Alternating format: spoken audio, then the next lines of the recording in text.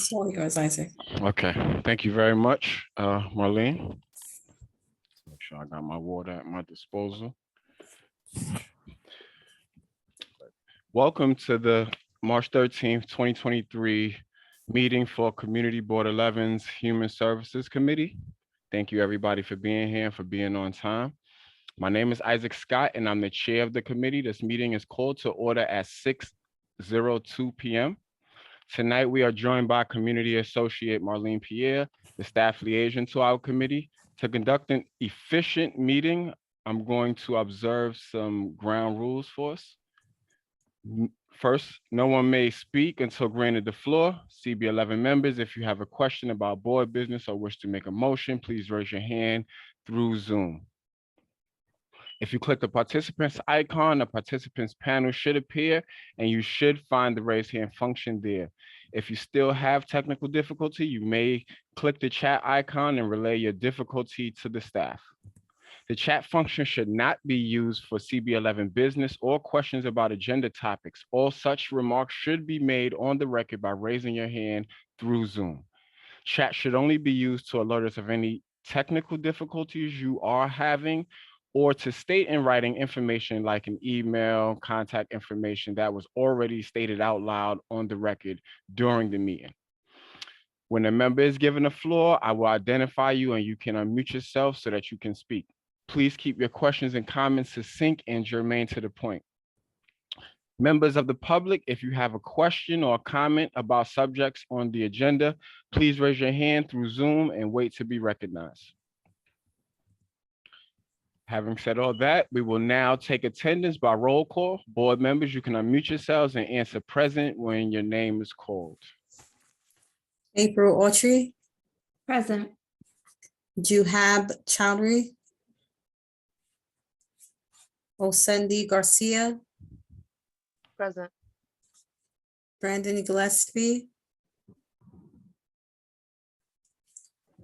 Jennifer Meyer, Present. Arturo Perez, Present. Isaac Scott, Present. Robin Stration, Present. and Anne Marie Vasquez. Present. Thank you. You have a quorum. Thank you. The agenda for tonight's meeting was distributed ahead of time by the board office and was posted online. If there's no objections, we will adopt the agenda as stated. Committee members, if you object to adopting the agenda, you may raise your hand through Zoom.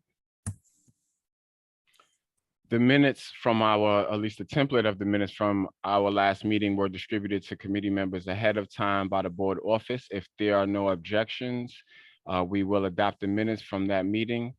Committee members, if you object to adopting the minutes, you may raise your hand through Zoom. Okay. Seeing no objections, the minutes from the last meeting are adopted. They will soon be available on the CB11 website. We will now transition into our announcements. Okay, so we do have a time on these announcements. So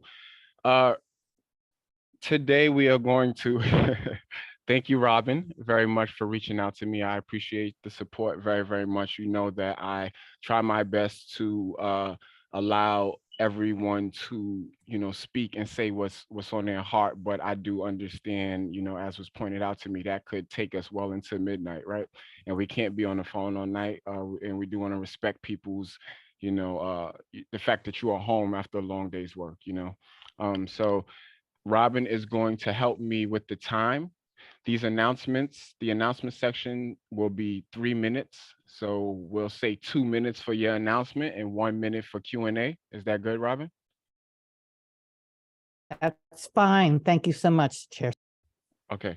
And no, thank you for your help today. So with that, I'll go into the announcements that we have here on the screen, and then I will open the floor up to anyone else who has any announcements for the public, from the public as well.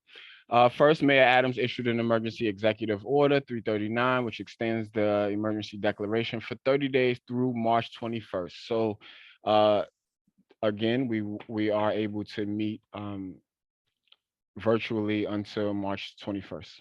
I do know that we are planning to have our executive meeting in person regardless of this. So there is a slow, there is a desire to get back into in the office and work. So just keep you guys posted on that. But with regards to this emergency order, we'll keep letting you know how it goes. And as long as they are issued, more than likely we will be meeting on Zoom. The second announcement here is the Department of Social Services will hold this discussion with DSS. It's an event on March 29th from 6 to 8. Commissioner Gary Jenkins and DSS leadership will hear from constituents on how DSS can improve access to its services in the community. The event is open to the public. I'm going to put this link in the chat. I am not too familiar with this event. I will let you know that. So I'm not going to entertain questions on it because I don't know too much about it to do that. But I will put this in the chat for everyone. So folks do have a chance to, yes, folks do have a chance to register and weigh in. So that's coming in the chat right now. 1 second.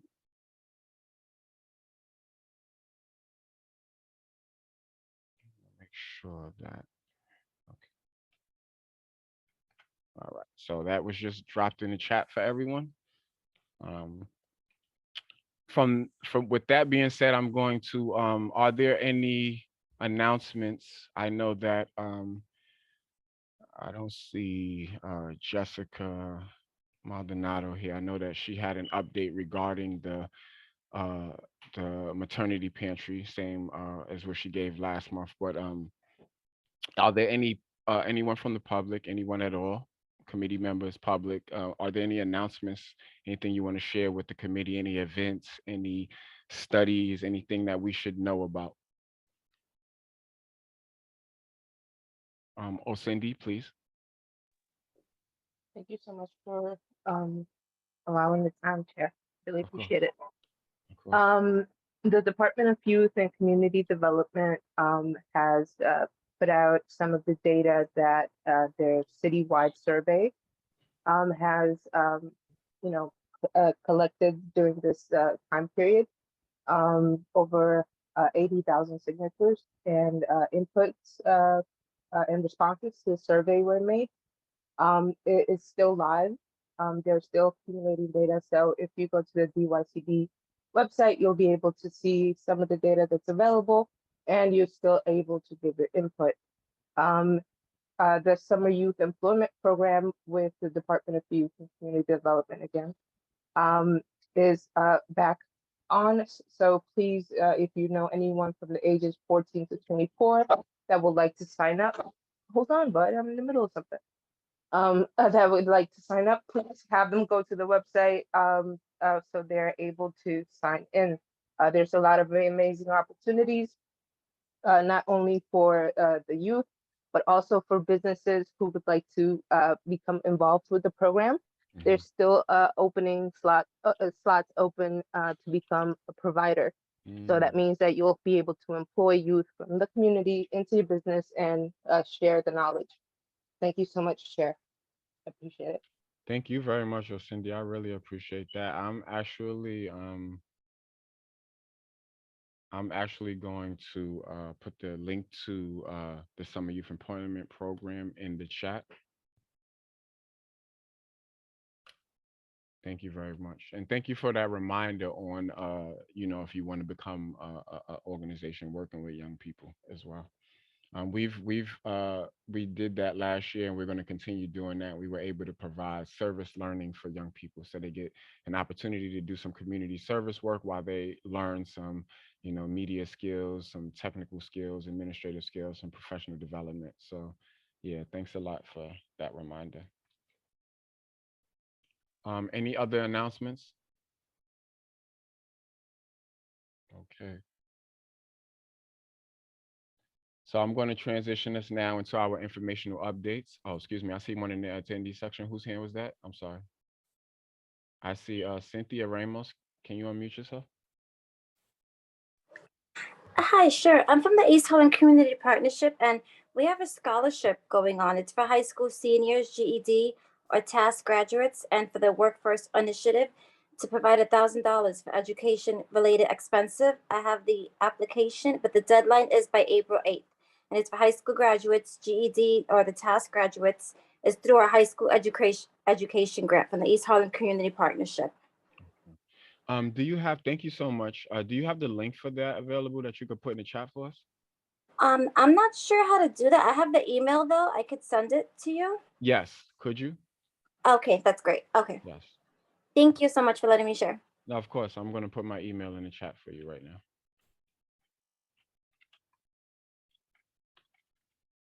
Mhm. So yeah, so it's isaacscott2471@gmail.com. All right, cool. Are there any other announcements before I transition us? So we're moving into our informational updates now. Robin, these will be 7 minutes. So presenters, please try to keep your presentation in between 4 to 5 minutes so you can allot the last 2 to 3 minutes for questions. And we will open the floor first to the Department of Mental Health and Hygiene. I see Kenneth Johnson. Are you going to give us updates today? Hi, everyone. Good evening. Thank you, Isaac, for the introduction. My name is Kenneth Johnson. I'm from the Community Affairs team at the Health Department. I'm filling in for my colleague, Pauline. She's on parental leave for the next few months.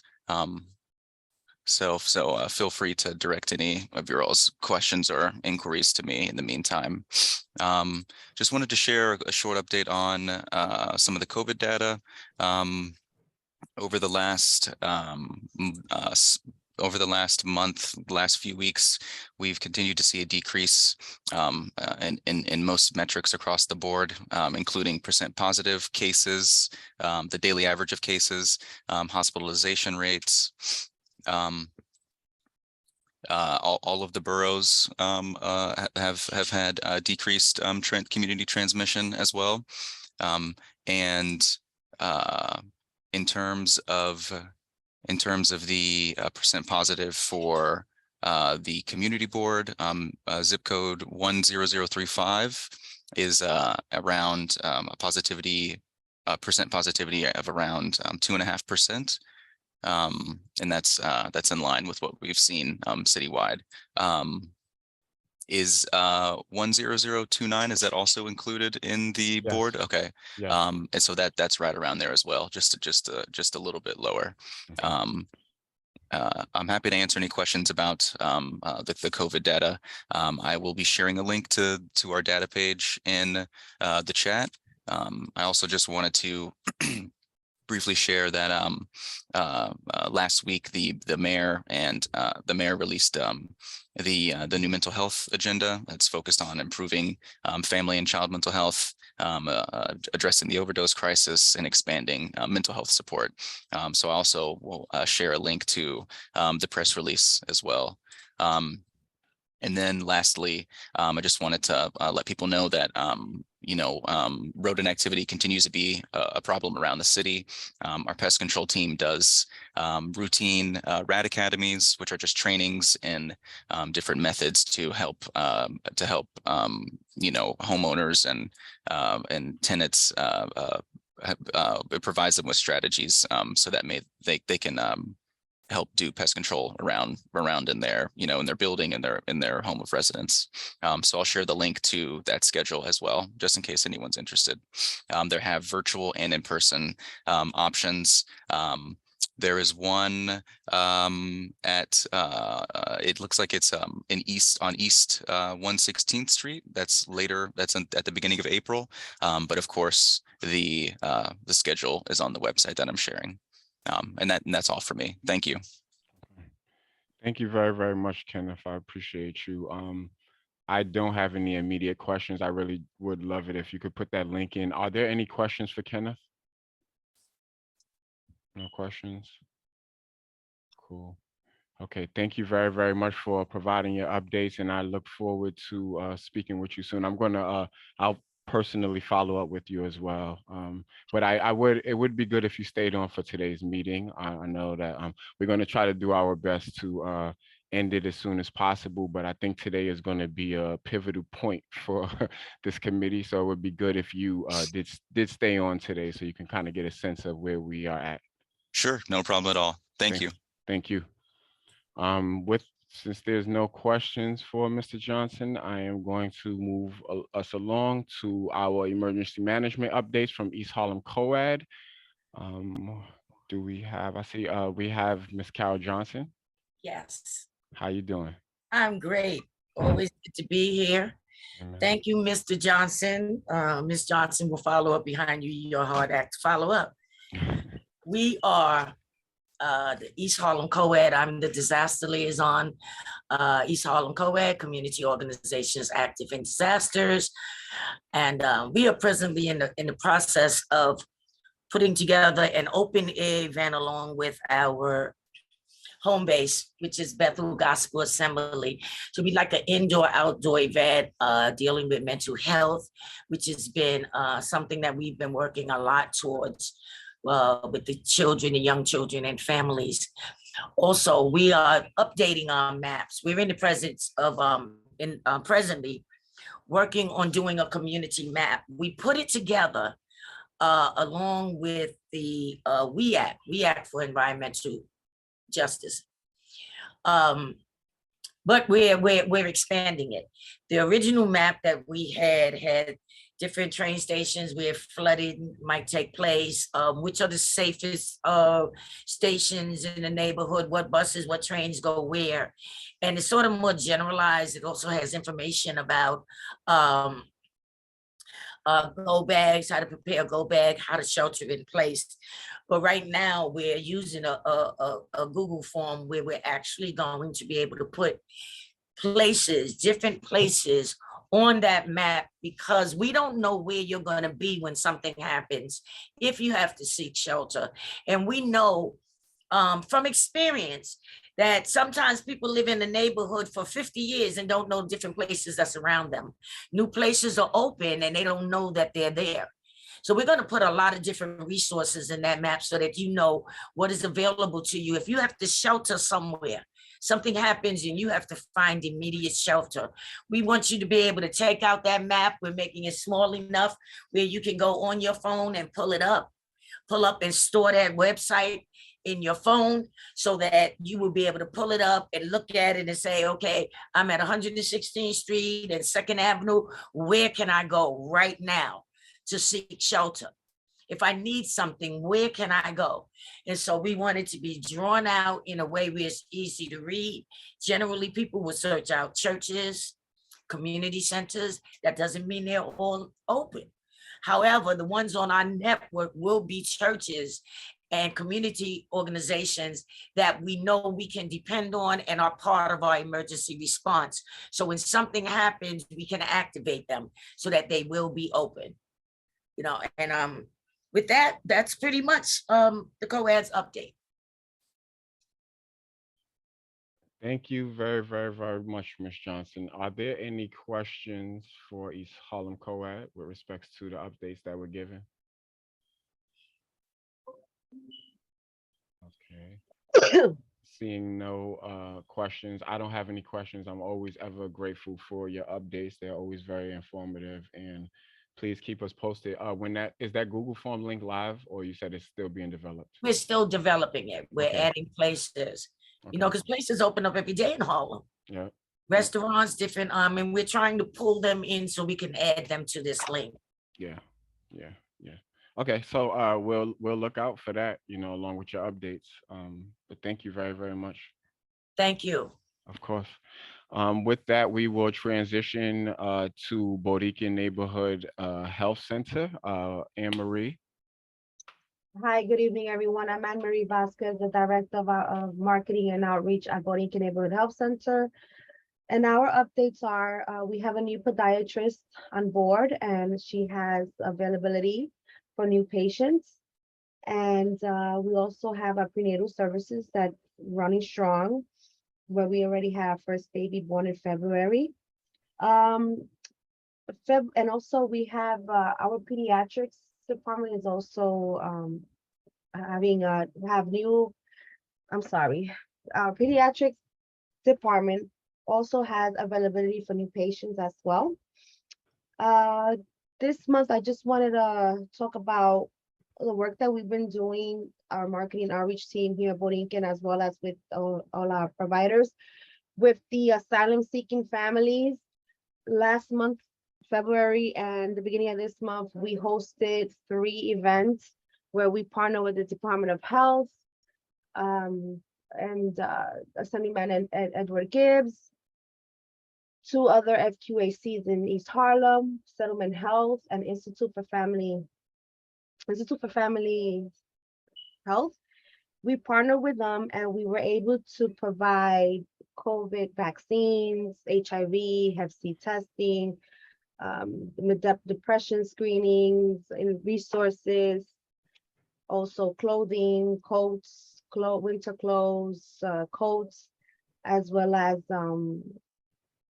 just a lot of information about resources here in the community to asylum seekers, as well as also people in the community. We had a total of about 248 families that came through during those 3 events. So that was a good thing. Here in Borinquen, we have a total of 231 asylum seeking families that we are providing services.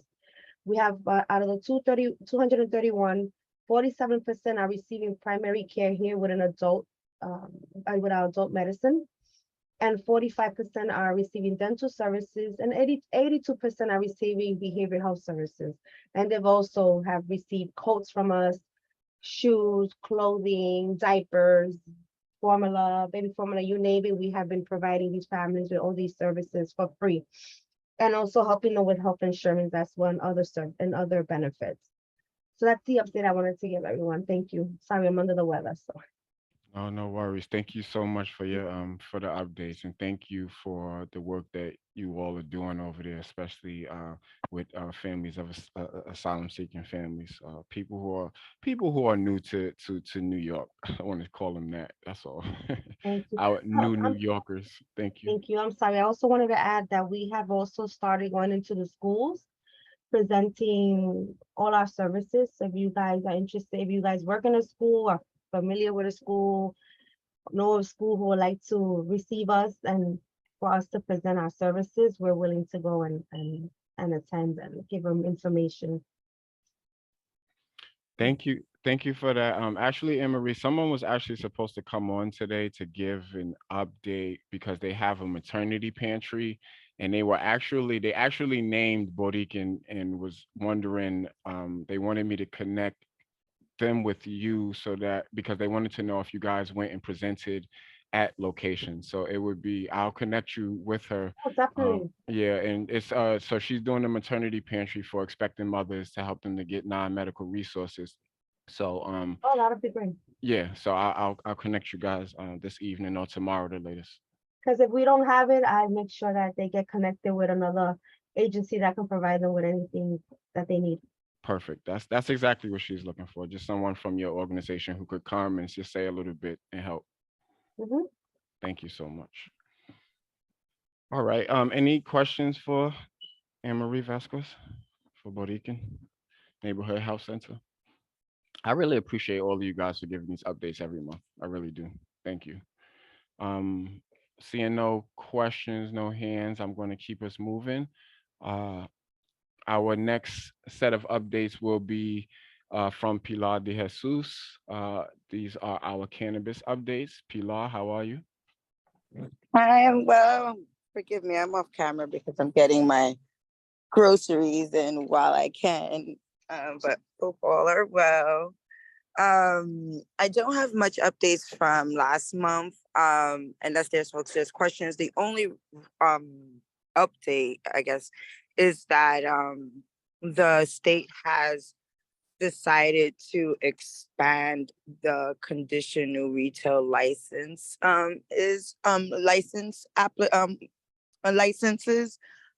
They had originally only approved about 150, and they received over like 900 applications. And these were again for folks who have been impacted and also had been operating in a business. They were like given a head start to get a license. And so they decided to add it to 150 more. So now it brings it to 300 that are going to have these special conditional licenses. But again, there's only 3 legal dispensaries that are currently open. So slowly it's coming. The board also mentioned that they received about 440 comments and public comments, and I'm excited to hear that so many people commented, and that was in reference to the the proposed regulations that they put out for the public to comment. So they are reviewing, and so we don't anticipate the regular license market opening until later this year, since they have a lot of things to go through. And I think that's like and another update it's some rumor that's happening is that the 125th Street bid is planning to sue the OCM. If folks don't know, one of the locations that the OCM was looking at for these conditional license holders, because they're assisting them with filing the real estate, was on 125th, but there seems to be some upset members of that community, and it sounds like they're fighting against it, which I'm a little sad about, because the business is a small business, and in my opinion it seems a little messed up to be going against a small business for wanting to open, especially a person who's been impacted by prohibition, when that whole block is all corporate, and here this would be a small business. So I'm a little sad at the 125th Street bid people, if that's what they're going to do. But that's really the most update. And just the mayor is continuing with his task force, and these events in the communities are going to be moving forward. They have to do 40 events throughout the year to educate and provide resources and informational stuff to the communities. And so I will be sure once some more events come on board, I will share. Okay.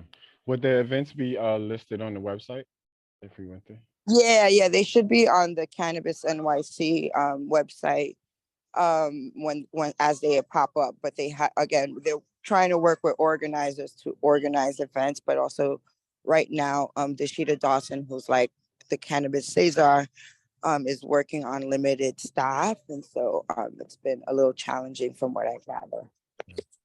One more question. Any reason given for the expansion in the number of licenses that will be issued? I think that was the first. So I think the reason they extended it to another 150 is because they had an overwhelming amount of individuals apply. And again, these individuals, it's just clear, these are conditional. So these are like special licenses, like a Head Start license to people who have been impacted by prohibition. So I think, one, there had 900 applications. So they decided to open it more to give more folks who have been impacted to have an opportunity to have, because again, they're like getting a head start through this process.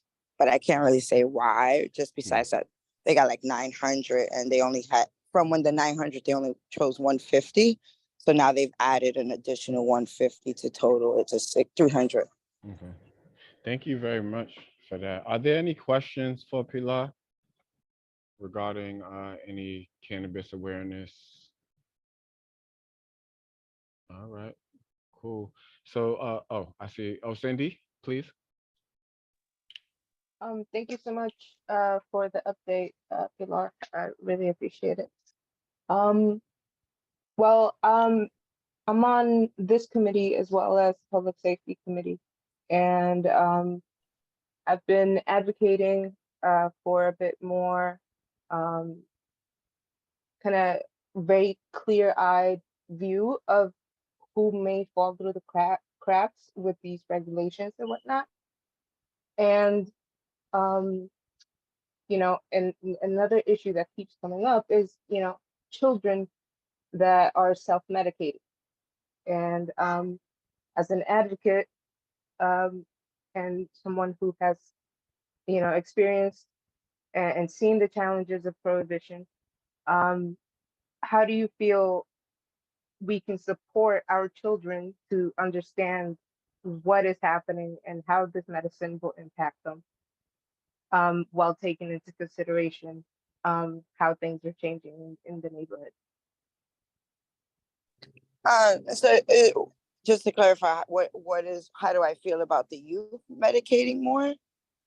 No, ma'am. Oh, How do you feel we can educate our youth oh, I on? mean, oh yeah, I mean, you know, well, I know I'm working on doing something for the youth later this year, but I think, you know, I'm also open if the community board, including the youth committee, wants to have like a dedicated meeting for the youth to talk about cannabis. I think it's something that needs to happen because we keep talking about the youth and oh my God, the dangers of youth, but no one's really inviting the youth to be a part of those conversations.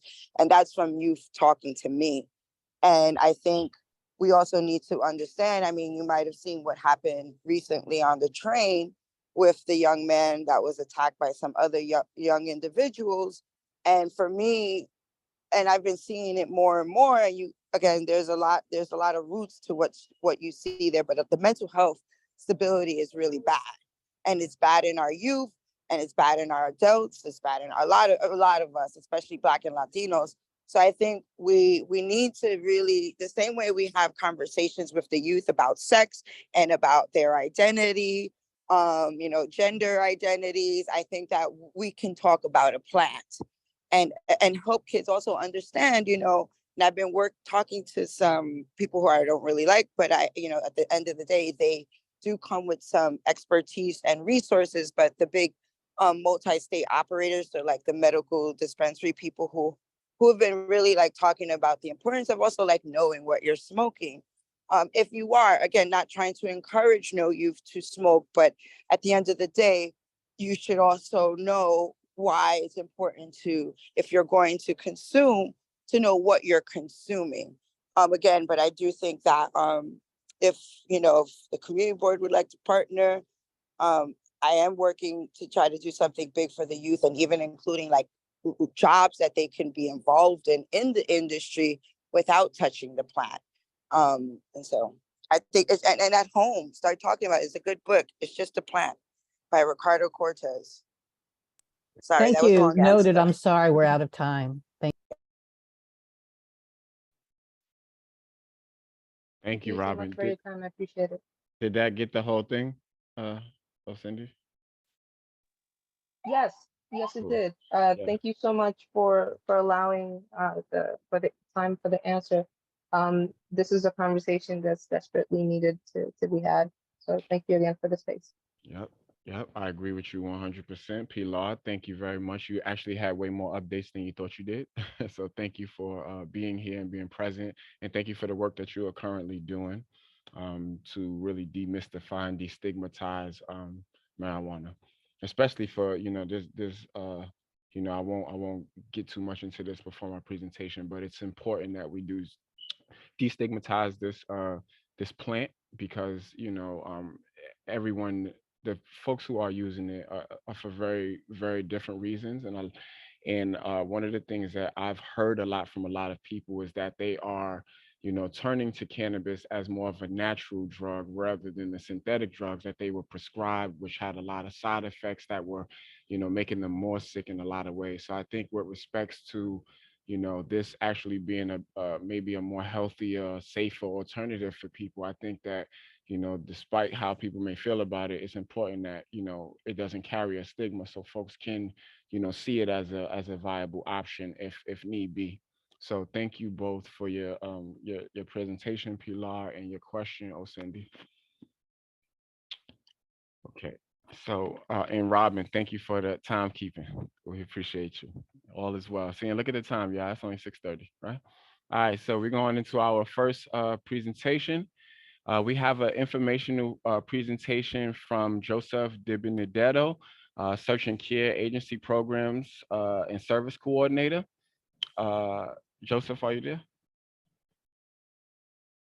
I'm Oh, you- afraid I don't see him joining us. Oh, okay. Are you- I can't speak to it because it's an organization outside of mine. It's an East Harlem Older Adult Committee. Okay. So Okay. sorry. No worries. You know what we'll do?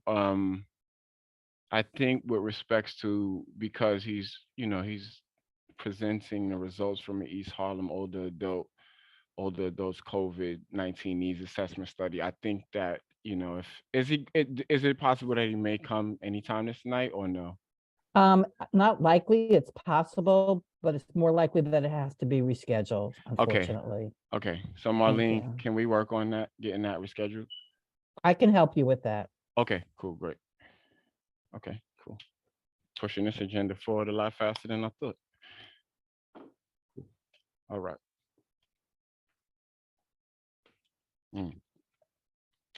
So we actually are going to switch around. I would like for and this is even good because we're on good time. I would like to start this discussion on the moratorium before we discuss Odyssey House. I imagine that the conversation at Odyssey House will be pulled into the conversation that we're going to be having regarding the moratorium.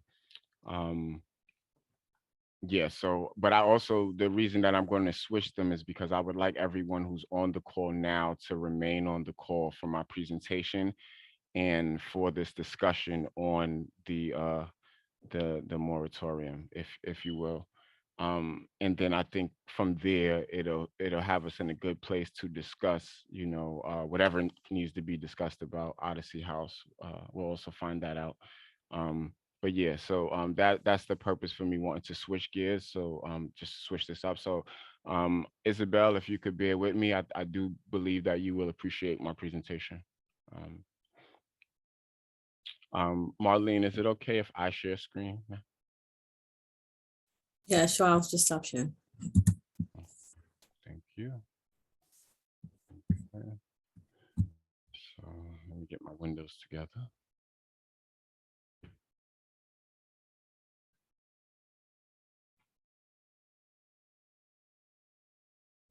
Okay. So we are here. Marlene, during my presentation, I would love it if I'm not interrupted. So if anyone accidentally comes off of mute, could you just mute them for me, please? No problem, sure. Thank you very much.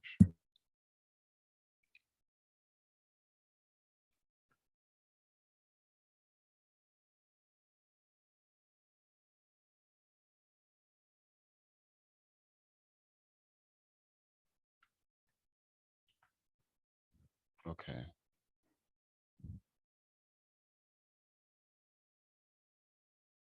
Okay. Can everyone see my screen? Okay, cool. So y'all can get a sense of where I'm going with this.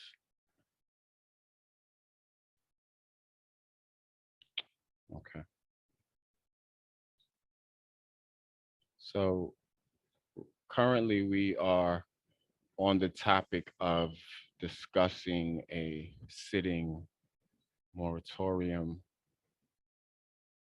Give me 1 second. I don't want to. Did I mess up the screen? No, you're fine. We can see your screen. Okay, cool. So I'll have to stop sharing to show the other one. That's fine. So okay. And I'll do my best to I'm going to do my best to get through this presentation as quick as possible, but I am going to take my time because I think that a lot of what I'm going to say is very, very important. I'm going to, share, for new members and other members, a lot of what my experience has been on CB11, what I've heard, what I've seen, and how what my experience has been. And I will also share some of my professional experience and personal lived experience with respects to the information that I'm going to present. And then I think this will be a good segue into a discussion about moratorium. So one of the first, I want to first, for people always first want to thank somebody. I don't want to thank God first on this one. I want to thank Marlene first on this one because I think not that she motivated any of this, but from day one, since I've taken this position as committee chair, she has encouraged me to be true to myself, and she has, I feel like what I'm going to say today, she has been trying to get me to say for a few months now, but I have been taking my time to get a better understanding of the position, what it requires of me, who are the folks I want to partner with, who I don't want to partner with, who I'm aligned with and who I'm not aligned with. And it took some time for me to be able to observe them things and get my feet under me. I feel like I'm good now. And this is a perfect month with respects to this conversation for us to, this is a draw a line in the sand sort of day, and I'm going to, as Marlene encouraged me to do, be true to myself. I believe that I should share a little bit about myself first so that you understand where I'm coming from when I say the things that I say. Just a little bit about, I'm gonna just share a little bit about my own personal background. So I was born in Harlem Hospital. I lived in the Bronx with my mother and younger brother until I was 8 years old. So we moved from Harlem to the Bronx, and we lived there till I was about 8 years old. At the age of 6, I remember seeing my mother smoke crack cocaine in the living room. I didn't know what it was at that time, but I would sneak off my bed and look around the wall because my brother and I were left in the room alone a lot. So we were always like, "Where's mommy? Where's mommy?" So we would go and peek to see what she was doing in the living room. My mother began her journey in recovery when I was 7 years old by joining Alcoholics Anonymous and Narcotics Anonymous and moving from the Bronx to Harlem. So we moved back to Harlem. This relocation that my mother did was like exactly, in hindsight, I can say it was exactly what she needed. As a child, I literally grew up in meetings, or what you would call the rooms. So what that essentially means is I grew up at least 4 times a week sitting in 2-hour long meetings where I would be hearing different men and women talk about the crazy, disastrous situations they had found themselves in as a result of their own drug addiction, and how they began their road to recovery. So this is what I grew up hearing consistently, being with my mother, being dragged to all of these meetings, right? Today, my mother has 33 years of sobriety, and she's a sponsor to new members entering recovery. For the past few years, I've been attending her anniversary. I think she's exploiting the reverend, and she wants me to always come and pray. So I've been attending now lately, because it was so normal to me that I didn't always go to her things. Until I got older, I didn't appreciate, what she was celebrating every year, these new keychains she's getting every year for what she, and if then you know what I'm talking about. You know what I mean? So she is now a sponsor for new members entering recovery. For the past few years, like I said, I've been going to her anniversary. Every year I hear people thank her for the social support she provided them, for not judging them when they were in their most vulnerable times. My mom is definitely my hero, no doubt.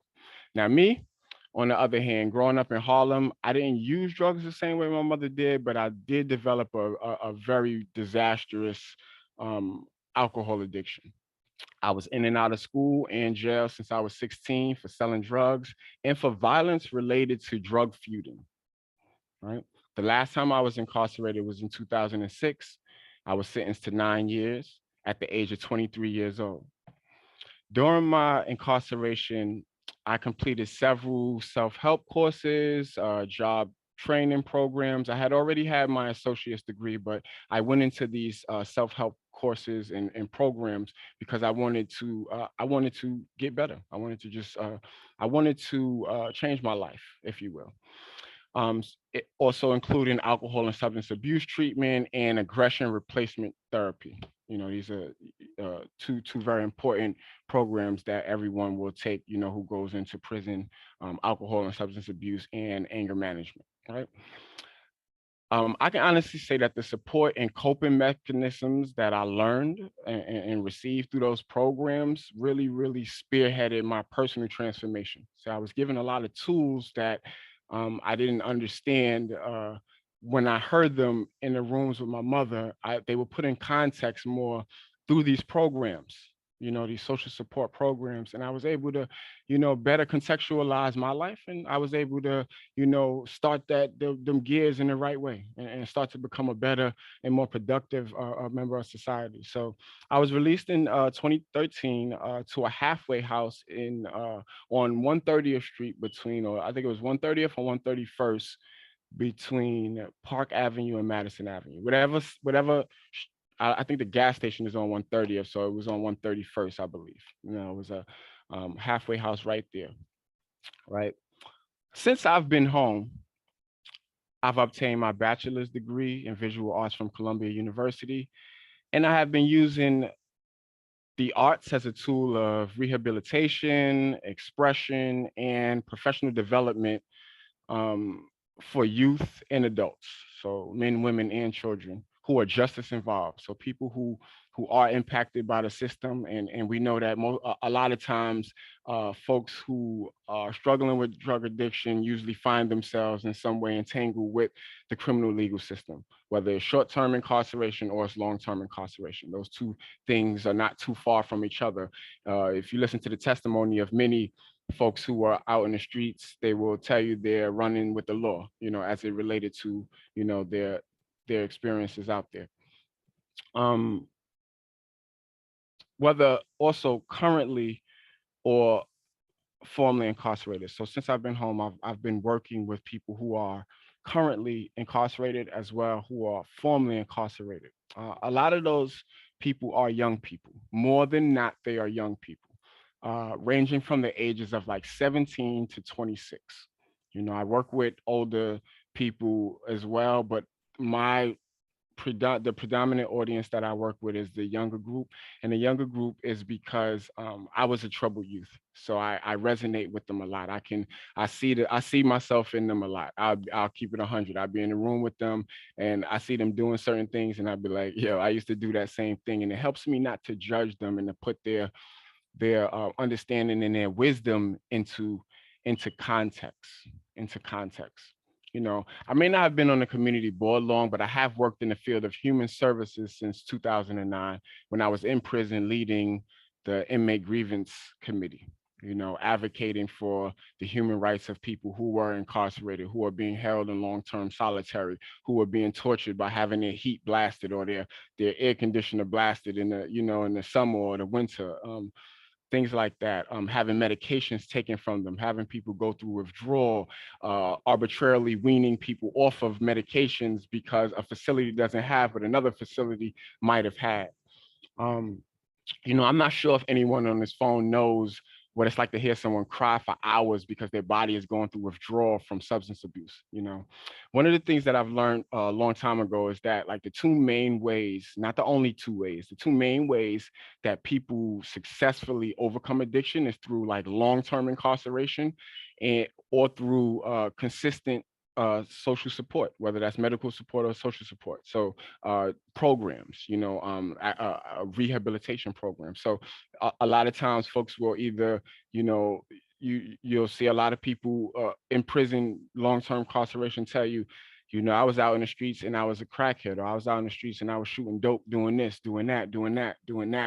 And the trajectory was drugs and then jail. And for other people, like my pastor, it was drugs and then rehabilitation. You know what I mean? So there's like these two main trajectories, and that recovery looks different for different people. That's why I said support, you know, because the support looks different. You know, some people can go cold turkey if they have people around them who are supporting them and they're not drinking, who are not coming around them drinking, who are not coming around them smoking or doing whatever it is that they're trying to quit from, but others can't. And there's a much more of a chemical dependency, and they actually need, you know, to be medicated in some ways in order to get to, you know, a place of mental readiness to be able to receive recovery. You know,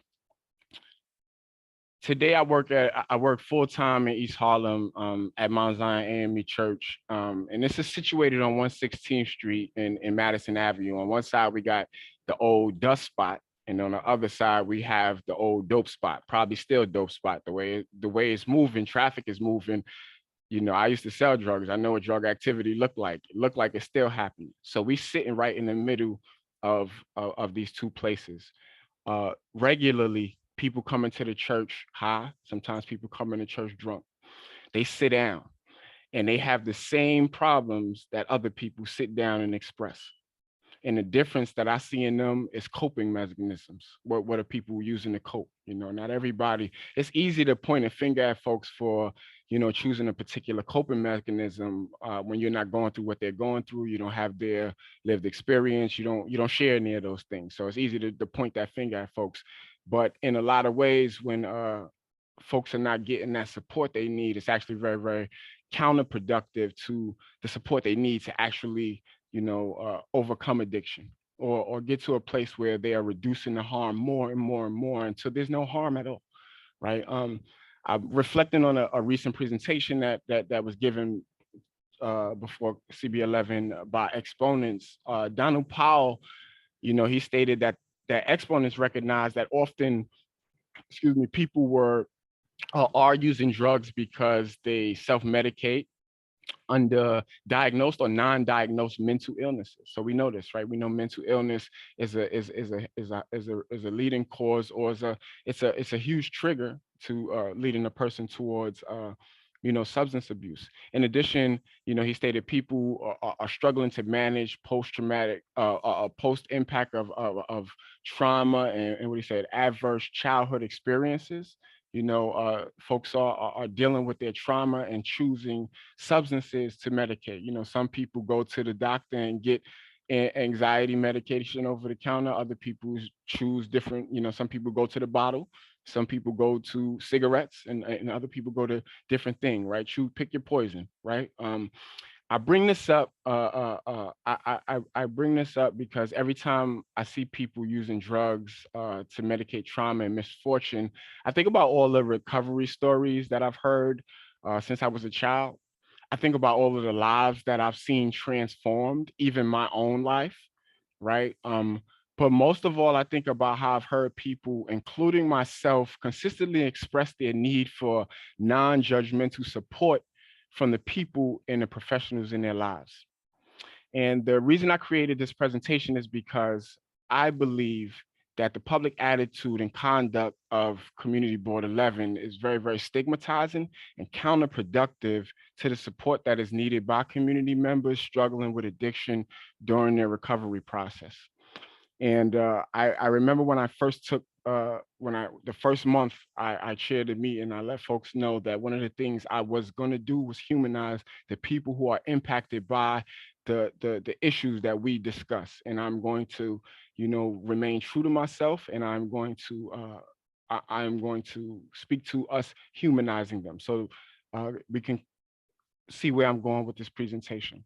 I wanted to, now this is not just based on my lived experience, right? I'm also an academic, I'm also a researcher, so I know how to do my homework. I know how to, you know, look things up and get information before I actually come to people with anything. But one of the things I wanted to share before I lose the thought, I remember sitting, when I first joined the community board in 2019, I remember sitting and I think we were meeting at, I think this meeting was at Hunter on 119th. I'm not sure. It might have been Hunter though.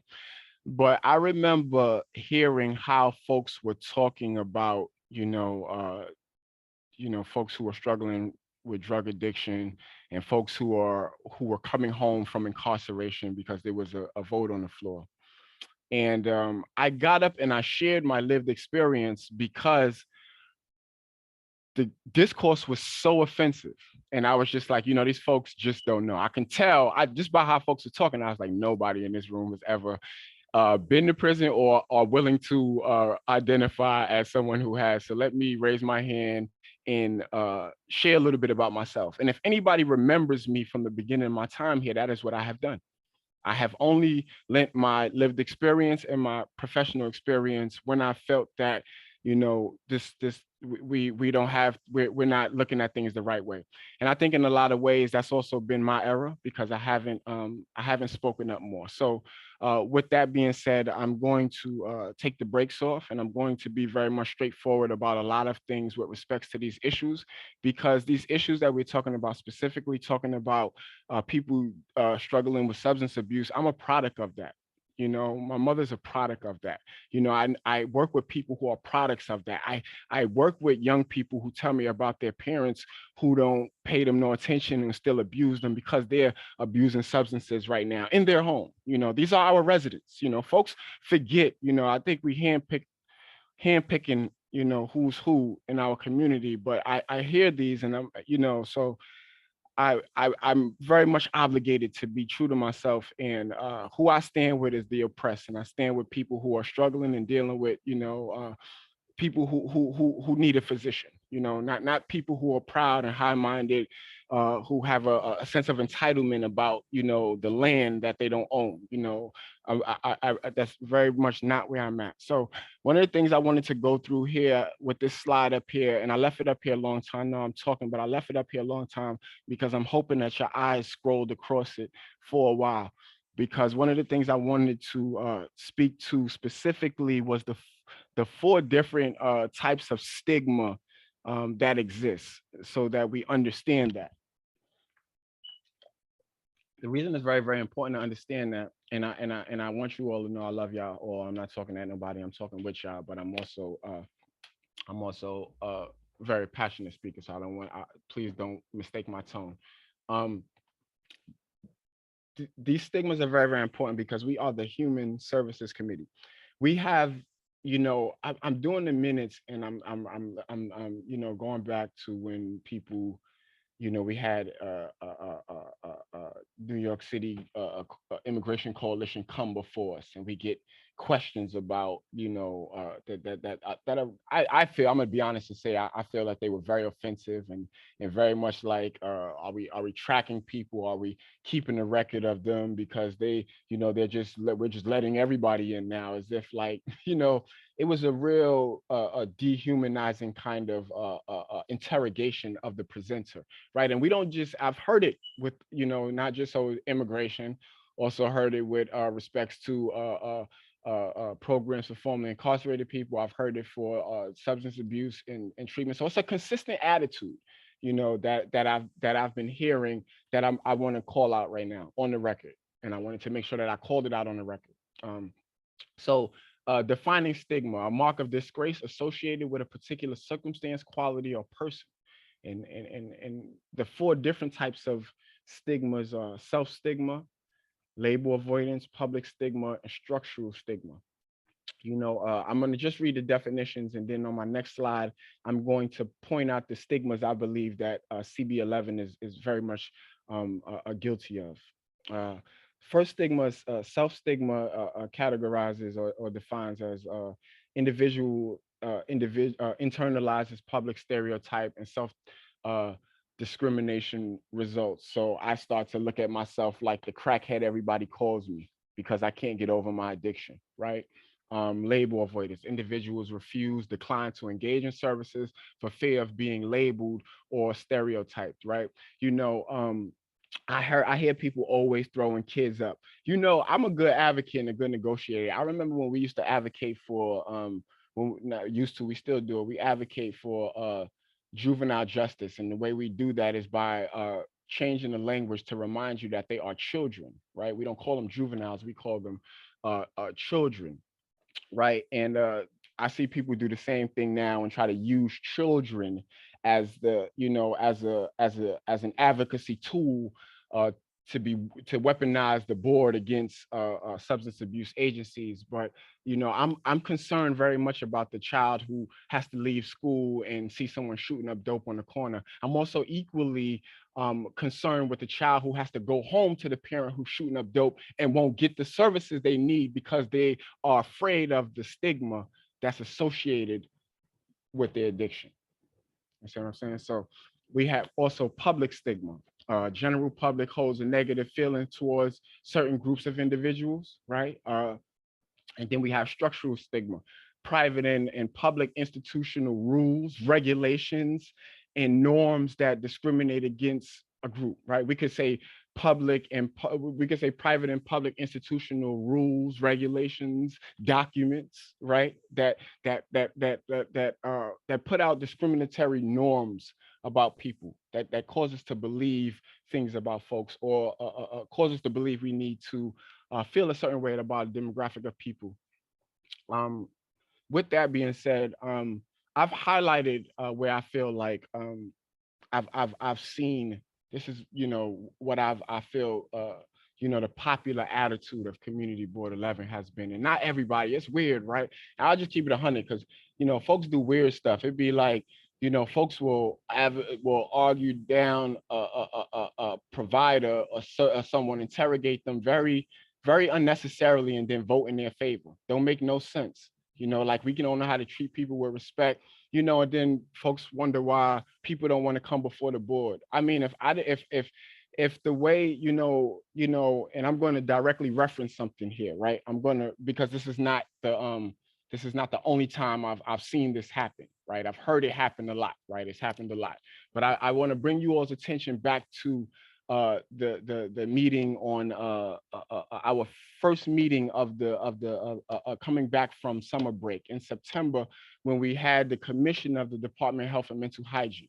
You know, and I spoke to our board chair about the energy that was brought to that meeting, and I very explicitly let him know I was very uncomfortable with the energy that was brought to that meeting, because that's not how I work with people. I'm not trying to build no relationships with people by attacking them, accusing them, and regardless on what the past relationship was. I'm not doing, that's not how I move, and I'm chairing this committee right now. So that was the conversation, but that's not, you know, unique to one person.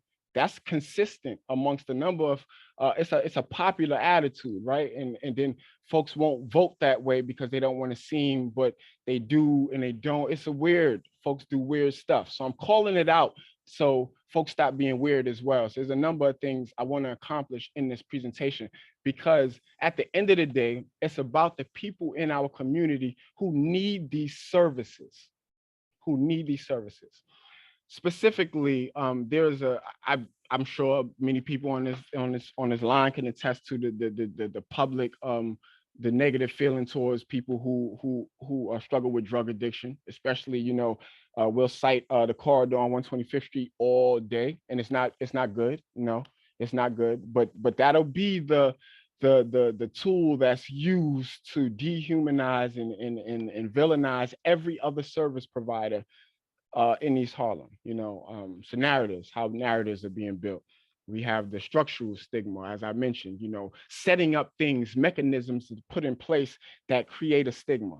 The moratorium, I think, as a document, as it's written right now, is that it's the personification of structural stigma as it's written now. And I'll get to what I mean by as it's written now, because I believe that it can be revised. I don't think it needs to be completely abandoned. I think there's some, it has, you know, and I also want to thank Andrew because we had a really good conversation. So he's helped me to see where it has had its leverage points, and I appreciate the leverage points it's had. But what, you know, the way it's being used, I totally disagree with it, and I'm going to get to that further in my presentation. So I'm gonna keep going.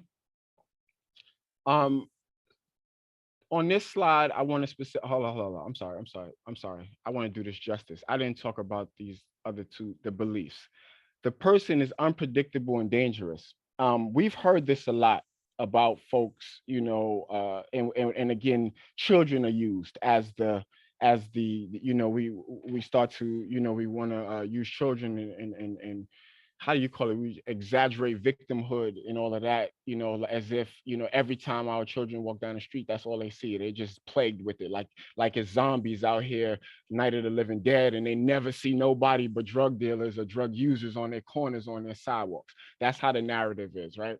Or at least that's how I've been hearing it since 2019. And I've been on this committee since I joined this board, right? And it's really indicative of the attitude. I don't want this person as a neighbor. I don't want this person in my community, and that's what I've heard. And I know that I'm not the only person who has heard this. It's a very offensive popular attitude to have, especially when we don't know who is really represented in our community. We don't know everybody we don't know who's on the line, who's on Community Board 11, who's actually a board member, who's afraid to tell people about how they're struggling with alcohol right this moment, because folks get on the line and be talking crazy about each other. It's no love. It's no love, none at all. And this job, the Human Service Committee, at least I believe, requires love, because you have to humanize people. It's important.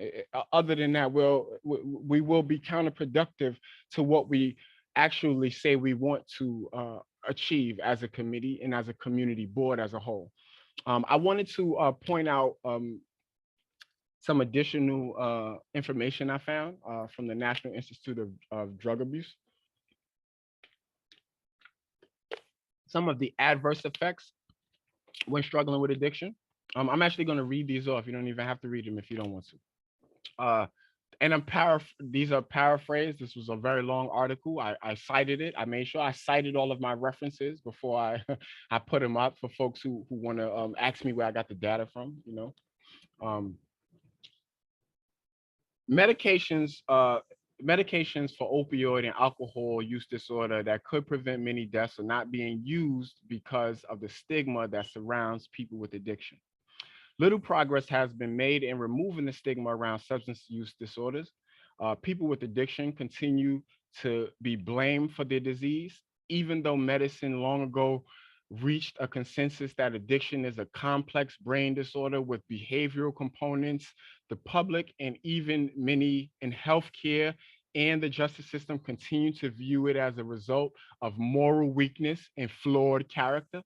That one right there. Moral weakness and flawed character. I hear people talk about folks, as if they're stronger than that other person because they're not struggling with the same thing that person is. I'm calling out language right now. So when folks come off of mute and start talking, they're thinking about how they're talking about people because this is it right here, right?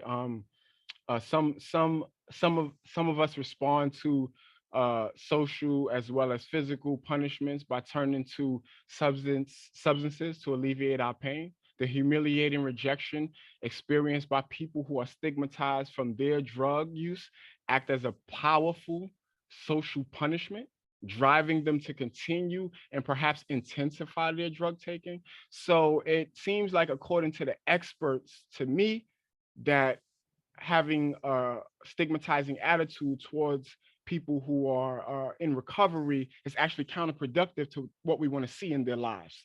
And this is according to the experts, not people who have been on a community board forever, not people who have walked down a drug dealer block 50 times. These are the people who work with, these are the professionals, people who went to school for this, people who are working with folks, right? And I want to go a step further and assume that they are working with people who have lived experience, as I understand drug treatment facilities do. Most of the people who are in leadership are people who came through themselves. I know this, right? And lastly, stigma on the part of healthcare providers who, tastelessly see a patient's drug use and alcohol problem as their own fault leads to substandard care or even to rejecting individuals seeking treatment. People showing signs of acute intoxication or withdrawal symptoms are sometimes expelled from emergency room by staff, fearful of their behavior and assuming they are only seeking drugs. Right. This is another one we hear, right? Why we giving them methadone, right? They just want to keep getting high, right? This is it's right here. It's all right here.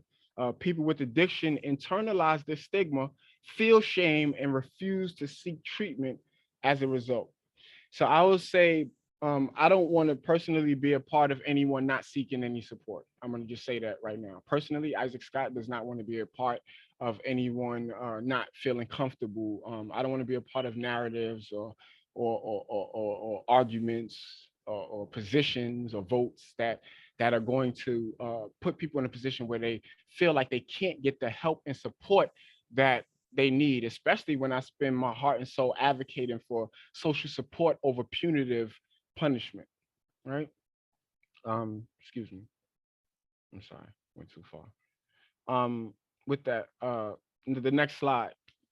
I added this slide because there's also, so we're shattering narratives. I've heard this one too. This is a big part of our moratorium, right? People who receive services in East Harlem are not from East Harlem, right? And if anyone knows the nature of addiction and of recovery, you understand people, places, and things. So with respects to that, places, I won't go through all of them, but you can see, I'll leave this on the screen for you to look at what are described as people, places, and things, right? Places are termed, one of the places are your childhood home, right? So I bring this up because folks, are saying, people don't, people who get services in East Harlem are not from East Harlem. And if a relocation from people, places, things is necessary, if it's a necessary component of recovery, then I believe that it's fair to say that a lot of people that come right out of East Harlem that are in recovery right now today may not be in East Harlem receiving that recovery because there may be triggers right in East Harlem that they can't deal with, right? So I want to believe that, right? And I also can believe that, as a huge reason for why a lot of the folks are coming in. That's not the only reason. I do understand that we do, we do, our communities do get treated like dumping grounds. But I do understand also that we advocate for social support. And we got to understand what that social support looks like. Folks are talking about issues and they really have no understanding of substance abuse and drug addiction. They really just know a little bit about numbers, a little bit about government, city government, a little bit about politics, a little bit about this, a little bit about that, know how to talk well. And that's what's getting folks along. But there's no real information or knowledge about how we help people, which is what we say we want to do, which is why we are here, to help people. Like the status quo sucks, it's horrible. I don't want to uphold any aspect of it. I really want to stand against the status quo because the status quo, it says things like, I don't want them in my backyard. They mess up our community. They do this, they do that. I think the attitude that we have as a community board will mess up our attitude much quicker than Oasis will citing programs in our community. Straight up, I believe that. Especially if we can't get on a call with the people who are overseeing things and have a conversation that is respectful enough to make people feel obligated to get us the information. I don't have to yell at you to get the information. I can respect you enough and talk to you and help you to understand the need so much that you see it as a need as well. And then you'll say, let me go get that for them. Let me get on top of that. And that's what Pauline did for us, and she got us that information, right? I think the approach that we're taking may not be the most productive approach, as a community board, and that is the essence of my presentation. But on this slide, triggers, people, places, and things. What are the other things I wanted to just say before I forget it? Some people were born in East Harlem and some people moved to East Harlem, in the last 10 years. And some people came during the gentrification time.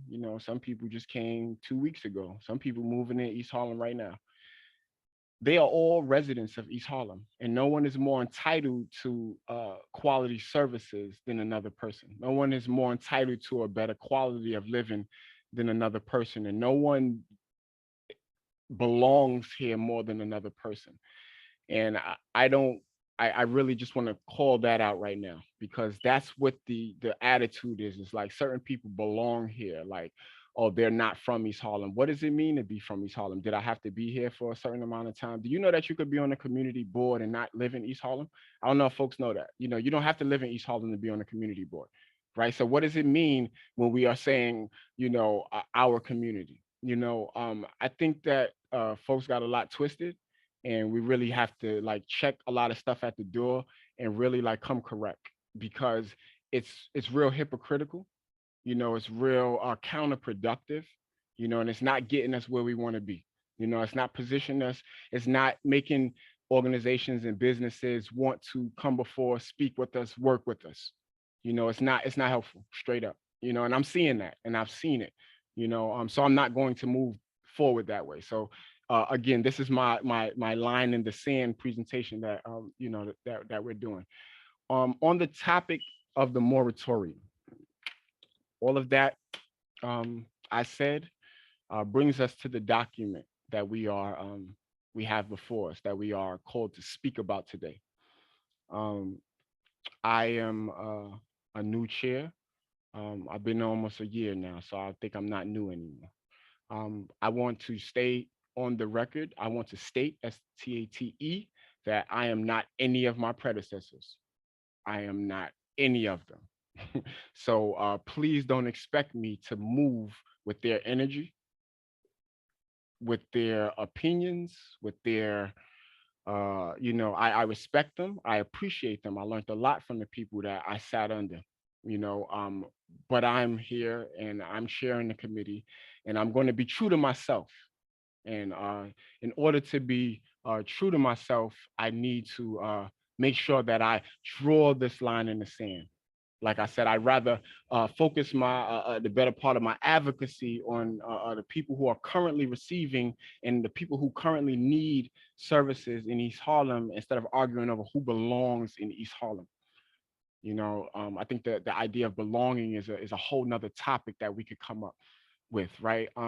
So before I go through the points of, you know, this moratorium document itself, I want to again reiterate, you know, because we, you know, as community board members, I heard this thrown in my face.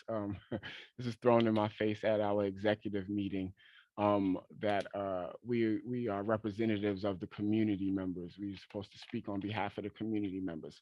So I had to, rightfully so, but I just want to point out that we have a lot of different community members. So I want to just point out very specifically what community members I do represent. You know, I represent the community members who have family and loved ones who are currently or have in the past struggled with drug addiction and are seeking social services.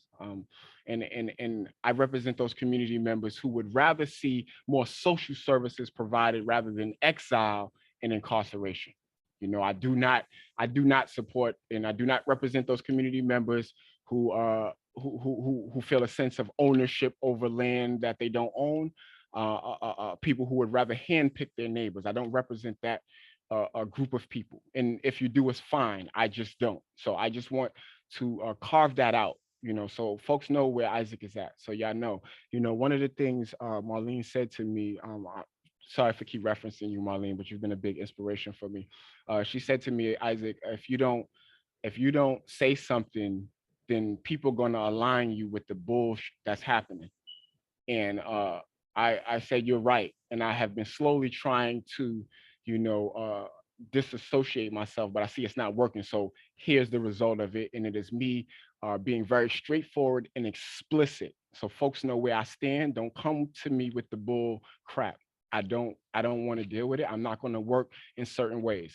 I'm not going to work in a way that's dehumanizing. I'm not going to handpick who needs help, who belongs in East Harlem. I'm not doing that. I'm straight up. I'm gonna let y'all know now. I'm not doing it. But I'll listen to you. You know, I'll entertain it to the extent that I need to as the committee chair, because everyone's voice is important. But you know where Isaac Scott stands. I want you all to understand that, right?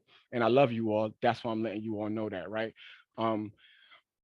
Regarding this moratorium as a document, you know, one of the things I want to say about this moratorium document, it is a document, is an unenforceable document that we have, right? It was something the committee voted on, the board voted on, we passed this resolution. The state did not grant a moratorium. So I want to just state some points of clarity. So folks who don't know, who may just be jumping into this from, you know, because folks ain't gonna tell you everything, right? I had to find a lot of stuff out the hard way, right? So this document, the leverage that it was able to have was that it it did get Oasis a little more, it got them to start to send people to us more, to let us know what's going on before things are cited. And I think at the very least, that's a huge step. I think that's a lot of progress. And for that, that is the only reason I will be straight up with y'all. That is the only reason I'm not right here on this phone right now advocating for never writing up a document like that again. The only reason that I'm willing to revise this document we have and to encourage you all to do that is because it did get Oasis to, you know, start to change how they did things. Maybe they didn't officially grant what we asked. I also think what we asked was a little bit absurd, but that's we'll get there. You know, I also voted on it. I want to say that I did, you know, so I was here, you know, but I wasn't as informed, you know, and it took time for me to get a better understanding of what I was actually advocating for and who and what I was actually advocating against, you know. So this is why I'm saying this for folks. I want y'all to like keep your vote, you know, don't always trust the committee's recommendation. You know, if you got to ask those questions for yourself, do that. You know, don't always trust the person who seems like they have the loudest voice or the most influence. I would let you know every board member from you to the chair of the committee to the chair of the entire board is a volunteer person. No one is anyone's boss. Everyone holds an equal position. Everyone has a different purview in their scope. You know, understand what I'm saying? So no one brings more. Like I said in my presentation, I had just joined the community board, but I had been working in human services for a long time. And a lot of you have been working in human services for a long time. You know, bring that expertise. This is not a political space. So you don't have to feel intimidated if you don't have, you know, if you're not connected to Ayala or another council person or another person who may be of influence, the borough president. If you don't got the connects in this place and that place, that doesn't matter, because this is not the place for that. This is the place for community members to advocate on behalf of other community members. This is actually not the political. This was created to not have a political space where community members could weigh in and we could have office. You know, so I want to say that for folks so that you can own your own voice here. You know, this is a space for you. And no one's doing a good job with respects to what we are asking.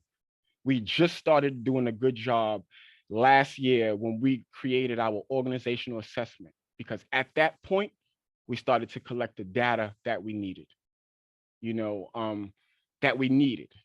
to be able to make the arguments we were making in this moratorium. With respects to the document itself, again, I think the resolution itself was a product of structural stigma, as I stated before. I really strongly believe that we are beginning to prioritize the politics of working with Oasis and other drug programming before the needs for the service that are being provided by the drug treatment organizations. So with the questions, all of the questions seem the same. Well, how many people live in East Harlem that you're servicing? How about this? We don't even like the lens that folks are listening to many times prevent community members from understanding the traditional and non-traditional approaches that programs are taking to mitigate the issues, like Odyssey House. Odyssey is using the arts in such a non-traditional way to foster rehabilitation. Nobody asked about that. Folks want to know about how many people is from East Harlem. That's all we care about. How many people from East Harlem? I don't care if they don't get services. They ain't from East Harlem. I don't feel that way. I don't feel that way. I don't think the only people that matter are from 10029 and 10035. So I'm gonna, again, line in the sand for me. You know, I think I think the people who are directly impacted by substance abuse and addiction are getting caught in the crosshairs of, you know, what's happening at the committee level and what's happening at the board level. And I don't want to see it happen no more. You know, I'm going to stop sharing my screen now. And I'm going to, give me a second. I'm going to stop sharing my screen now. Marlene, can we put the other screen back up, please? Sure, just one second. I'm going to stop sharing my screen now so that, excuse me, let me mute myself. So that I said a lot. You know, I said a lot. And I said a lot, and I wanted to say all of that before we talked about Odyssey House. Because I will also say before I open up the floor so we can consolidate these conversations for the sake of time. Regarding Odyssey House,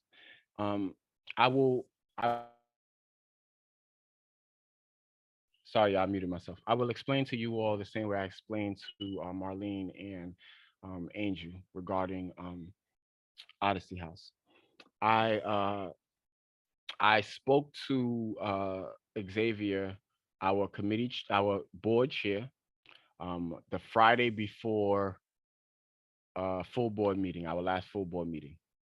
Conversation went like this. Hey, okay, you know, so my wheels are going now, right? So you know how it is. So I wanted to talk to you about what I was thinking. I was thinking about tabling Odyssey House and using that time to, you know, get information from Metropolitan Hospital regarding the patients that will no longer be going to, you know, it was indicative of a question that was asked on the last meeting to Odyssey in the same regards, right? I expressed also in lines with that conversation was expressed, you know, because you know, exponents, we just passed exponents, you know, and Ayala said something about us passing exponents, and then we got Odyssey House coming, and ain't we supposed to have a moratorium? And it was kind of hypocritical because excuse me, let me not get ahead of myself. I want to explain the conversation correctly. So I guess got called out for, you know, passing these, you know, because because we have this moratorium, this document, we shouldn't be passing organizations so fast. So it was called out on that. And I will let you all know what I said. I said that I don't care. I don't care about how Ayala feels about us passing things. That's not our committee voted on stuff.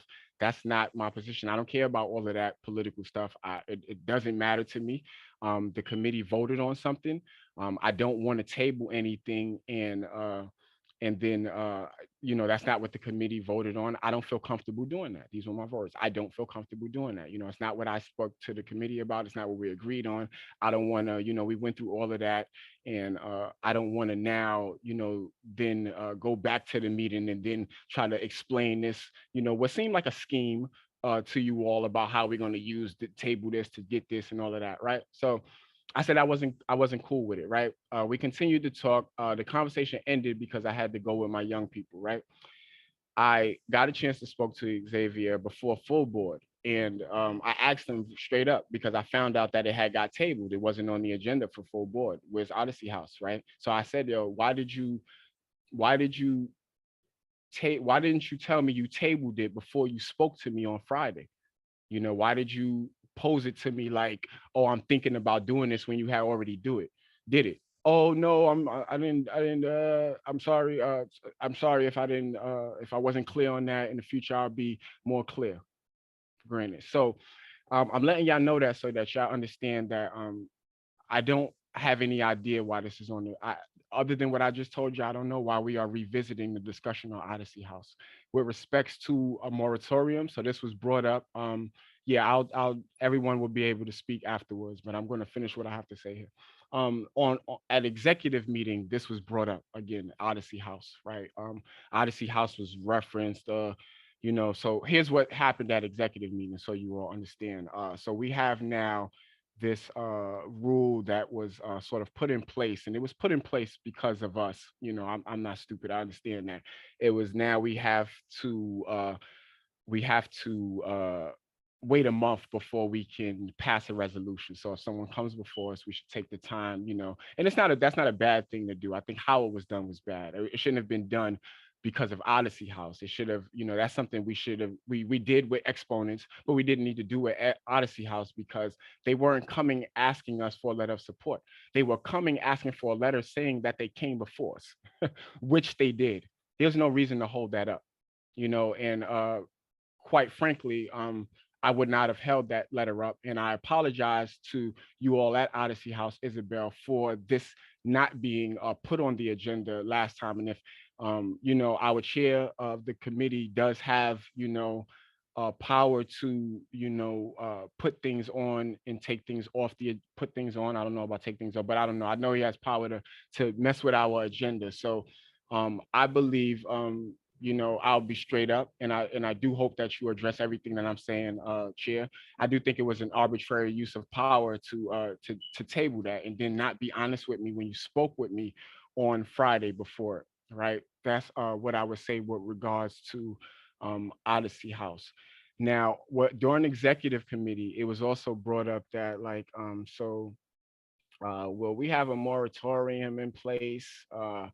Which we don't, but but with respects to what Odyssey House was asking, they didn't fall within any of the language of our moratorium in a bad way, in which it required them to have to wait another month to get their letter of acknowledgement. For the 3 acts that are on that moratorium, one is for there to be no new programs cited in East Harlem. The second was for extensive information to be given, and the third one is for and it is for that people come before the board before 120 days before they do anything. And Odyssey House came to us before they did what they were doing.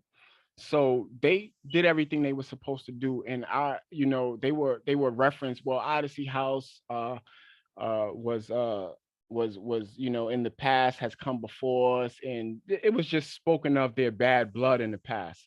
And I will say on the record, I don't care.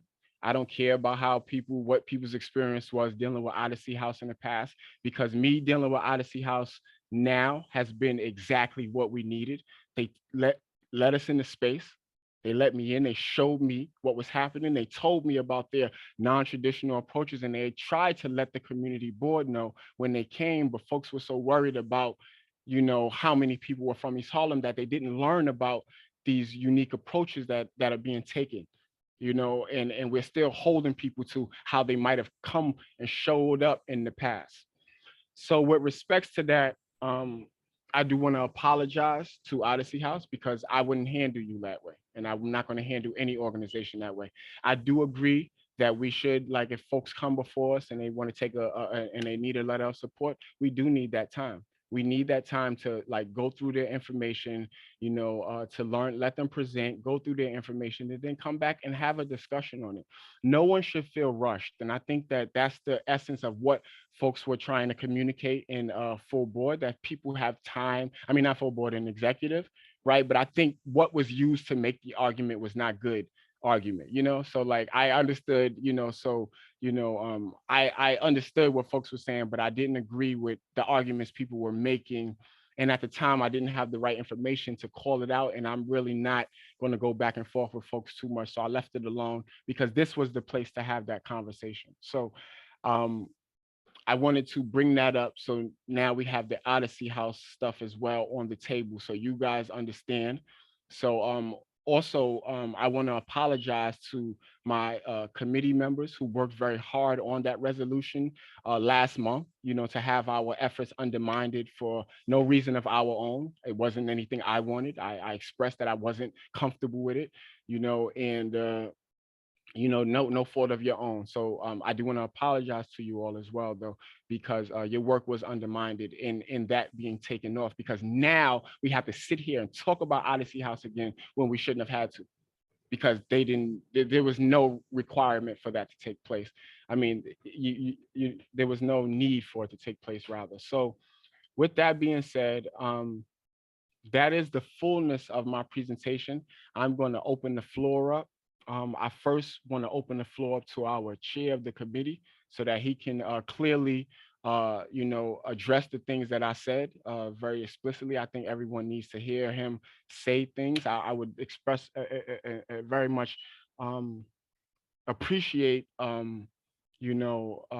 clear responses, ones that are not, that are not gaslighting, because I feel like, I'll be honest, I feel like I was gaslighted with the whole Odyssey House thing, because that's not what we talked about, and we shouldn't have had them back on this agenda right now. So I said a lot, but I drew my line in the sand so that everybody on this call and everyone who ever will watch this meeting or work with me on this board understands where I stand and what community members I'm representing, what I'm going to advocate for and what I'm not going to advocate for. So with that, the first hand I'm going to take is Xavier's.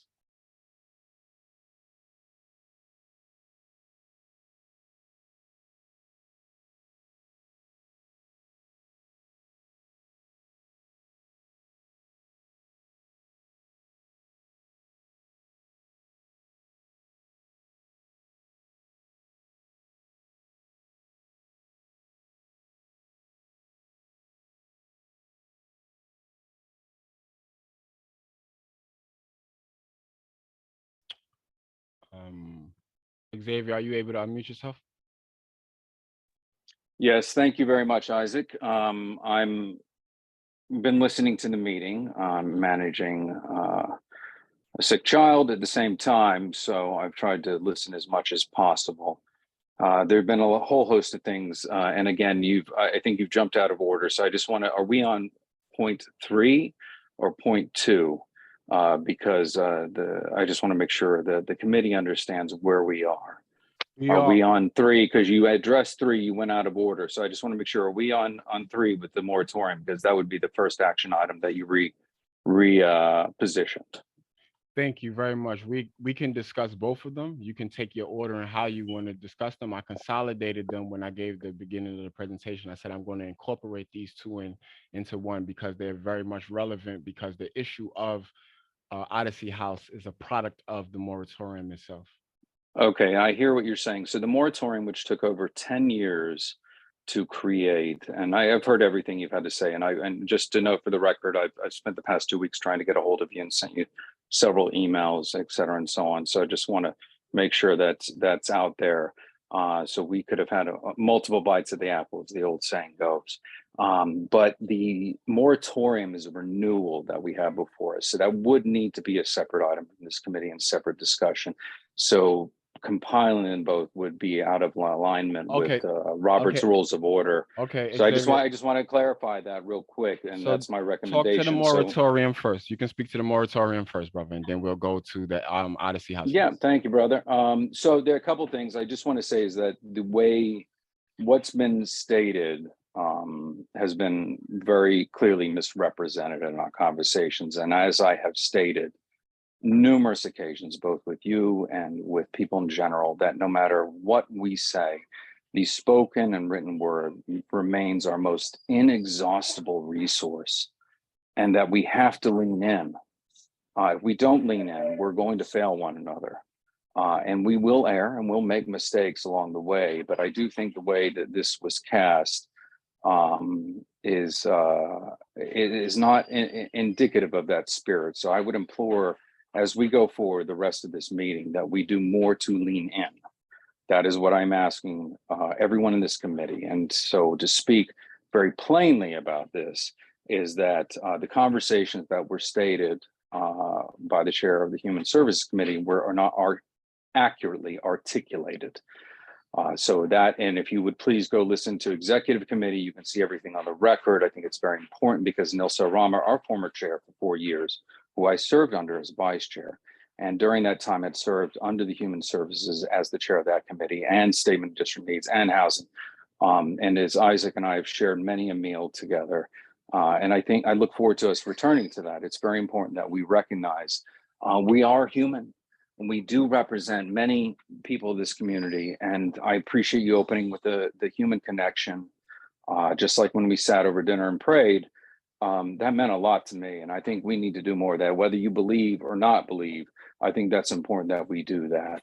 And this point with the moratorium, if this committee would like to, as you stated, you would not want to throw it out, but maybe do some revision to it, please do a revision, send it forward. That is the purpose, that we evolve. This is why we have the Constitution, the US, we have our state constitution, our city charter. It's a living document that evolves. So that's the one thing I would implore this committee. If you really want to, at the end, if your asks are additional, add more asks. Please, if you want to make and add language as we have evolved, because again, most inexhaustible resource, the spoken word, the written word. If you want to add more humanistic language, I implore you to do so, please. There's nothing that precludes you. In fact, I welcome that. And again, it's tacking on, it's volumizing and allowing it to be more effective. So find that, but enshrine it with some data and facts as well that allows us to go to our agencies. Now, to the point of it not being effective, nothing could be further from the truth. Actually, several of the organizations have been coming before us for that very purpose. Those that have not been have been the outliers. The reason why it was passed, and historically, it was passed because OASIS, and for everyone who does not know, that head of DOHMH, Department of Health and Mental Hygiene, Dr. Chinazo Cunningham, who was the one who who had presented to our board and had misrepresented things, and in fact lied in October of 21, and then again during a call, is now the head of OASIS. This resolution is actually giving us the traction we need. And to Pauline Ferrante, who is a fierce intergovernmental affairs advocate, it has allowed her to run up the flagpole. And even then, and just so you're aware, and the committee is aware, that resolution has allowed us to go, and for me to go as a representative of this body and the committee and the community at large, to the external affairs unit and the deputy commissioner of the mayor's office. Typically, chairs don't rise to that level. This moratorium, this resolution is given the weight to do that. So it's important that we understand context. And I know this because I've spoken to both Matthew Washington, who's a chair, Diane Collier, chair before NILSA, and even Robert Rodriguez, who was the chair before Matthew, who is now the Secretary of State of the State of New York and our former assembly member. So I think it's important when you look at that, Isaac, if you guys take that, and like you said, you don't want to throw, and I paraphrase, reiterate the baby out with the bathwater, add some additional language to it. But it's asking for accountability. So that's the first component. And I ask everyone to lean in, ask the questions, say, how can we get more data? What will reinforce our position that has been held up? And if you're saying, hey, can we find another way to be more inclusive? Go for it, please. Again, that's what I've asked all of the committees to do, is to lean in, and don't be afraid to make mistakes. It doesn't have to be, we're human, all of us, but shaming people, word policing, saying, hey, I would make a recommendation not to say it that way because someone else could see it a different way. And I know where your heart is. That approach will undoubtedly unite us. And that is what I implore this committee to do. Now with number 2, the Odyssey House application, as was noted during executive. Can we stay on 3 for a second? Can we stay on 3 since we're welcome to stay on 3. Thank you. As much as we can do. I was hoping that you could clarify. You said that I misrepresented our conversation. Could you tell me exactly how I did that, like really clearly, but also the reason I did not, and you were trying to get in contact with me, but I did not want to have any conversation because of the way I felt about our last conversation. One of the things, a word is established when a third person is around sometimes. So I don't feel like I'm gonna be real honest with you, bro. Like I didn't like that we spoke on Friday, and then you didn't tell me that you had already taken something off the agenda. It came across to me as deceptive. So now I don't want to have any conversations with you. Now everything needs to be on the record where you can be held accountable. That's how I felt, and that's how I Okay. feel, because I don't feel like, do you understand what I'm saying? So that's why I don't, it's nothing to talk. Isaac, this let me- is not let me- one, there are two let me things. finish. I'll let you finish. Can I I'll let you finish? finish and then, Can I yeah, I'm finish gonna what let I'm you saying? finish. Let me I'm finish. trying to let you I finish. was in the middle of the sentence though. Let me finish the sentence. Thank you. I don't want to argue, and I'm not going to argue. I'll let you say everything you said, and then I open my mouth. I didn't, at least I think I did. I'll try to do better if I didn't. There is an issue of trust that I would like for you to address, that I am speaking to you about, because this is the same sort of trust you want from organizations with us. And if I can't trust you, then what does that mean for us to be able to work together? Do you understand what I'm saying? So Isaac, to be very clear, I did say I'm not going to bring it up. And I said, what I said to you is that I will be more clear and direct in saying it's not coming on. I will be very clear about that. Now, I tried to say, I wanted to hear your thoughts. Hearing your thoughts versus saying whether it will be addressed is different. And I said, what my commitment to you going forward is, I'll say up front, I'm not putting it on there. And here's why. I said, I'd like to hear your thoughts, but I said, I'm not going to put it on the agenda. And I wanted to listen to what you had to say. They're two different things, but the end result is it's not coming on. Now, as to your point, I don't think it is an appropriate forum for this to be aired out. Now, you may have a lack of trust, and you're saying this, we have always been forthright with one another. However, I think this forum is not appropriate for this discussion, and it actually is doing more harm to the board and to our work, instead of having a simple conversation saying, let's talk. Okay, so I'm going to be very clear. Everything that has been stated here is not accurate, and I'm deeply disturbed by it. But it is what it is, and I will deal with everything as I need to, because I am in the field. I am out on the blocks. I am doing the verticals. I have talked to people. Sorry, I have talked to people trying to help get them into recovery on 116th, La Placita, La Marqueta. I've gone to 125th, and I've asked them, what can we do to help you? And I've shared those moments with you, and as with other members of the board. And I think it is deeply upsetting when I can't help people. So when something like that is levied, it for me leaves me disturbed. And so what I recommend to you and to this board, I am always an open door. I am a phone call away. I'm a text away, and I've always been that accessible, more than any other chair of service. I've done the verticals in Johnson, in Wilson, in Wagner. I have gone and talked with the TA residents. I have spoken with those that live in Upaka 6. I've sat there and I observed, and I will continue to do that in service to this community. However, I will not have my words misrepresented. If there was a misunderstanding, that happens. Again, words are not perfect, but I will not sit here and have something misrepresented, period. So with that, I will leave you. And if you want to discuss it after this meeting, you are welcome to call me. You may meet with me tomorrow or the next day. Again, the extension is out, always and forever. However, I'd like to move the agenda along. The moratorium was well-founded. If you would like to recraft language that you find and the committee finds more inclusive, humanistic, inviting, I welcome it. If the ask and the hook is to get the data, go for it. That's what we need. That's what's going to empower our position of advocacy.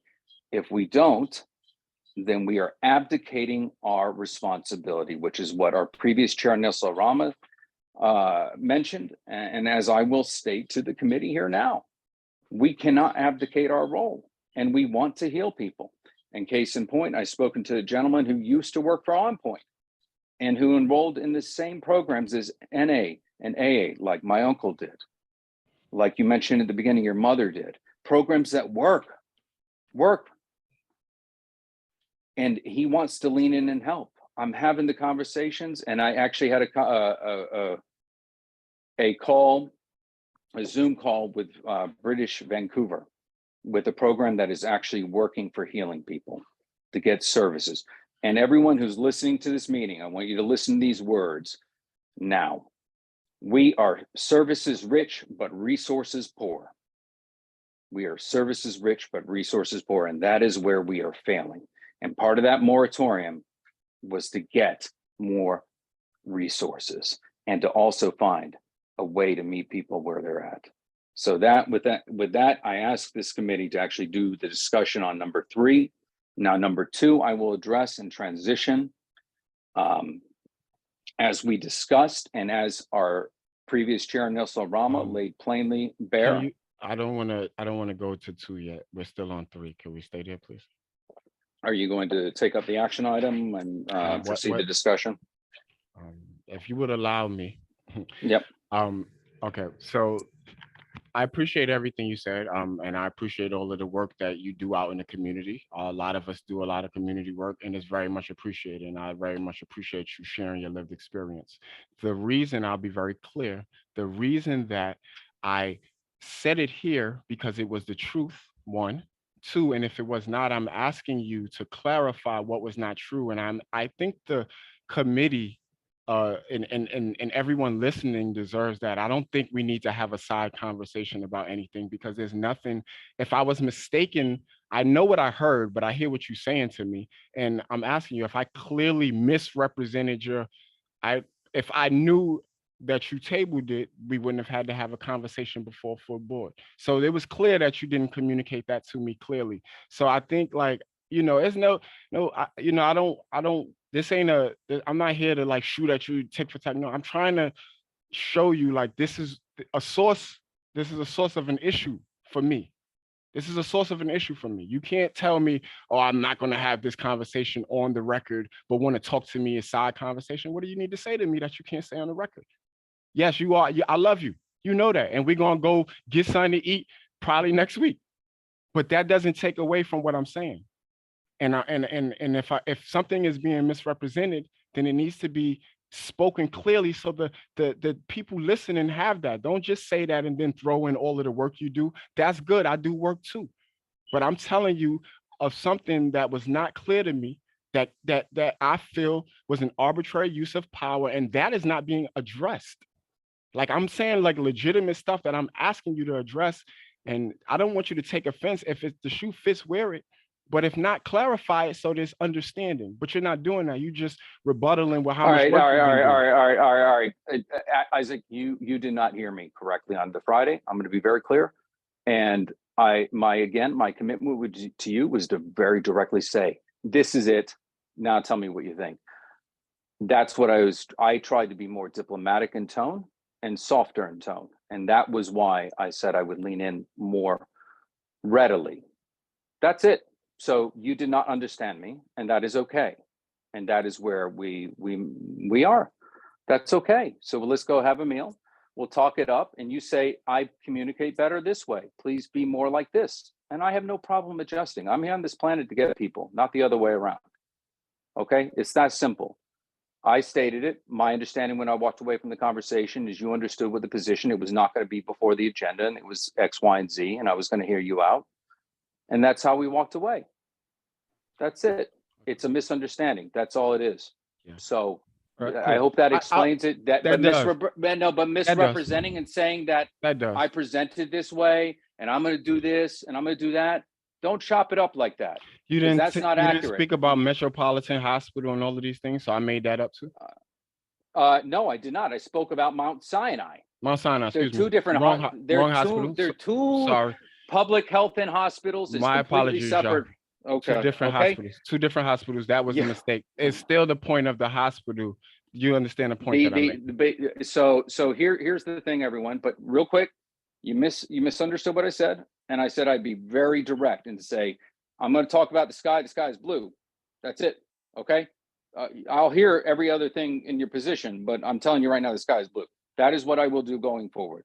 And that is absolutely fine. I don't mean it in any other way than saying like, hey, Tell me how you want me to message, and I'll be fine, because I love this community, you love this community, and that's what we're gonna do. Okay? That So makes a lot of yeah, sense. so yeah, so that's it. So we have Okay. to lean in. All right. Okay. So you tell me, and that's why I said, everyone here, and again, I apologize to the committee members and any of the public. I love this community like Isaac loves this community, and this is what we need to be doing more of, is leaning in. Again, leaning in. Metropolitan was not injected. I want to be very clear. I'd Sorry. actually asked Yes. for, yeah, so Yes. Mount Sinai is a private and one of the largest stakeholders in this community as a hospital system.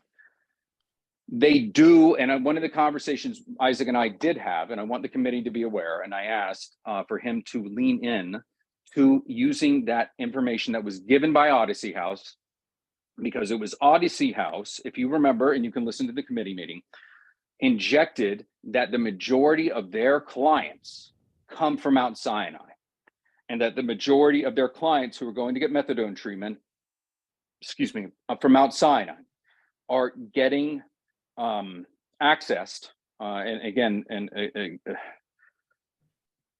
the dealers are trying to give them another taste, if you will, and having spoken to some people who are suffering, that's anyway, they really upsetting. But they said Odyssey House injected Mount Sinai. I recommended to Isaac during a separate that same conversation to go to Mount Sinai, use that to follow up. And Angel sent an email to all of executive leadership and the committee chairs to use this opportunity when we take the 1 month pause to do our due diligence, to do our research, period. And that sometimes where we err is not doing that research, not doing that due diligence. So during that call, I asked Isaac, which is normal in chair and committee chair conversations, hey, this is an opportunity. Where are we going? They're wanting to add head counts. Great. They want to try to keep people where they can get them to recovery. This is good. We have this conversation. Let's see if we can get to net zero. How many people are actually clients of Mount Sinai? So I asked you, Isaac, did you call Mount Sinai?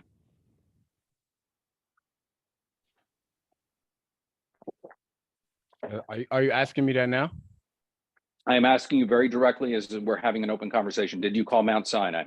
Absolutely not, because I told you I wasn't comfortable with the whole scheme, and I'm not going to call them for that purpose. It felt that way to me. It felt that way to me. I'm just telling you that it is not a scheme, and calling it anything like that.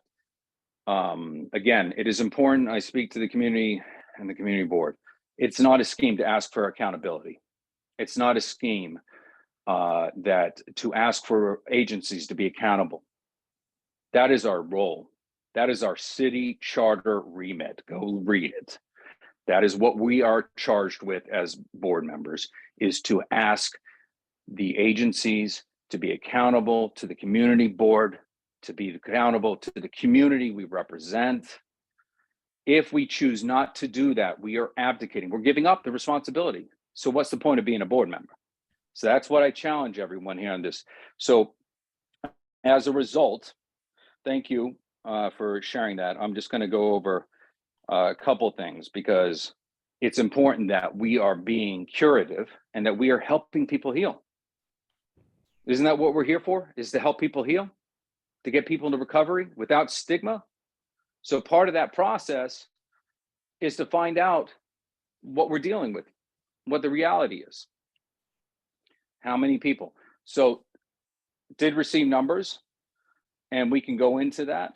And I would welcome that you invite Mount Sinai to come present on the services they provide to this community and their updated numbers and ways they can lean in to help with people who are facing recovery and need help in a community to lean in.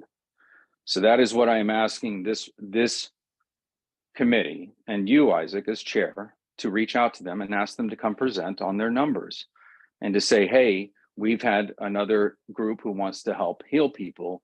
We would appreciate you helping us meet them where they're at. So that is something I implore this committee to do. Yeah, So- Mount Sinai came. Thank you for sharing all that. I appreciate it. I'm going to say, forgive me, y'all. I did misspeak on the hospital. It wasn't Metropolitan. It was Mount Sinai. Mount Sinai did come to the committee last year. I have to look back to see when they came, but they did come. We have someone who has their hand up for a while. I want to let them weigh in, and then you can go to 2 after that. Gladys Serrano, thank you for your patience. Hi, can you hear me? Yes, I can. Well, Isaac, wow. That was quite a detailed presentation that you gave there, and it was a very personal experience that you shared with us. So thank you for that. I think a lot of us understand, where your passion is coming from. And, I just wanted you to know that no one is saying that drug users are not deserving of services. You have to understand, this is a community. You can't just look at one side. We all need to pay attention to the problems in this area, but we also need to hear what the residents are saying. And I really wish, and I can't wait until when these meetings can be open in public for people to come and speak so that you could see and hear the other side as well. All lives are important, but you have to look at all sides. Thank you, Xavier, for explaining everything as detailed as you did and for letting us know that you're still fighting for the community. That's really important. Thank you so much.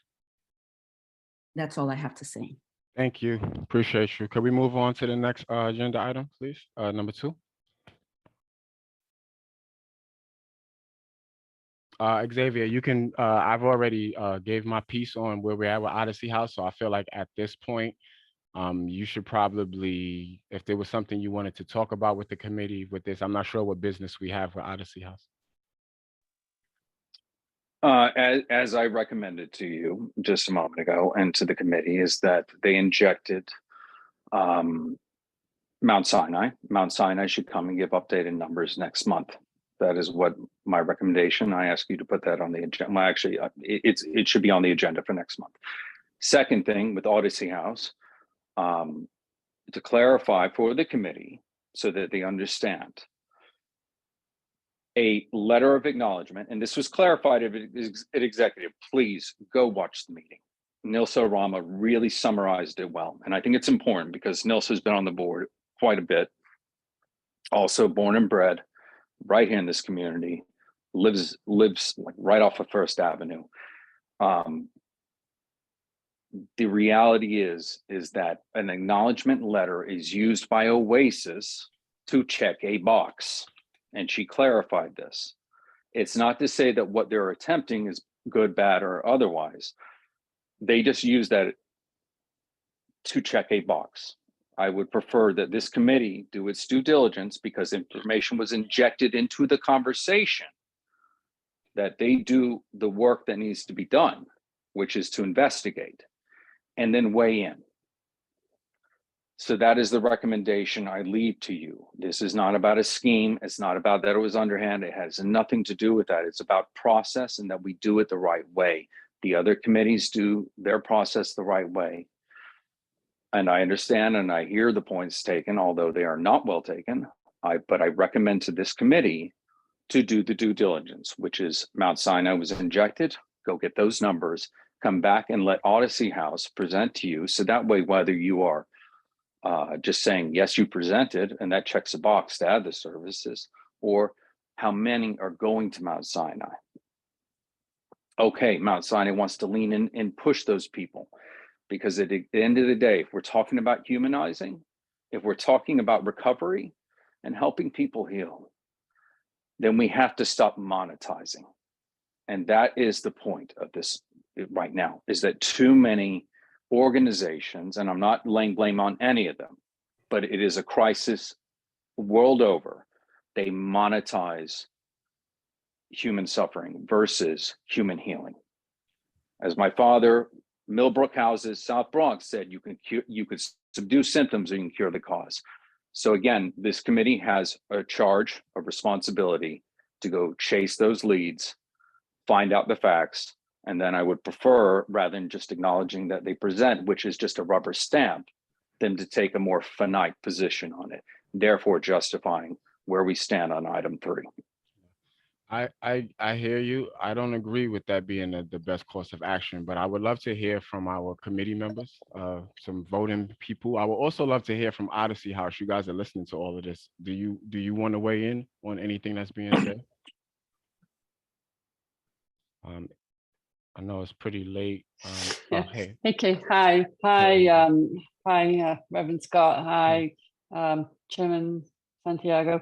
Yes, I have listened. My colleague Jeff Savoy actually had to hop off, but I have listened to your presentation, Isaac, and obviously I found it welcome that you understand the community that we work with. You understand stigmatizing people with addiction is harmful for any chance of recovery that they may have. And Odyssey House intention is not to monetize suffering. Chairman Santiago, is to heal. And our intention with this proposal that we came to you with, which was just to let you know what we're doing, is to bring services that do support healing in-house to Odyssey House, to reduce traffic on the streets of East Harlem that may have been contributed to some of the people in our program that have to go get methadone outside of our program. So that is the intent of this service. It is not to add extra burden to the community and the neighbors of East Harlem. It is to reduce any burden that they may feel and to really provide healing for the people in our program. Having people with an opioid addiction and at risk of a fentanyl overdose and other drugs now leaving our program several times a week, if not every day, to get methadone and then come back is not an ideal way of helping their healing.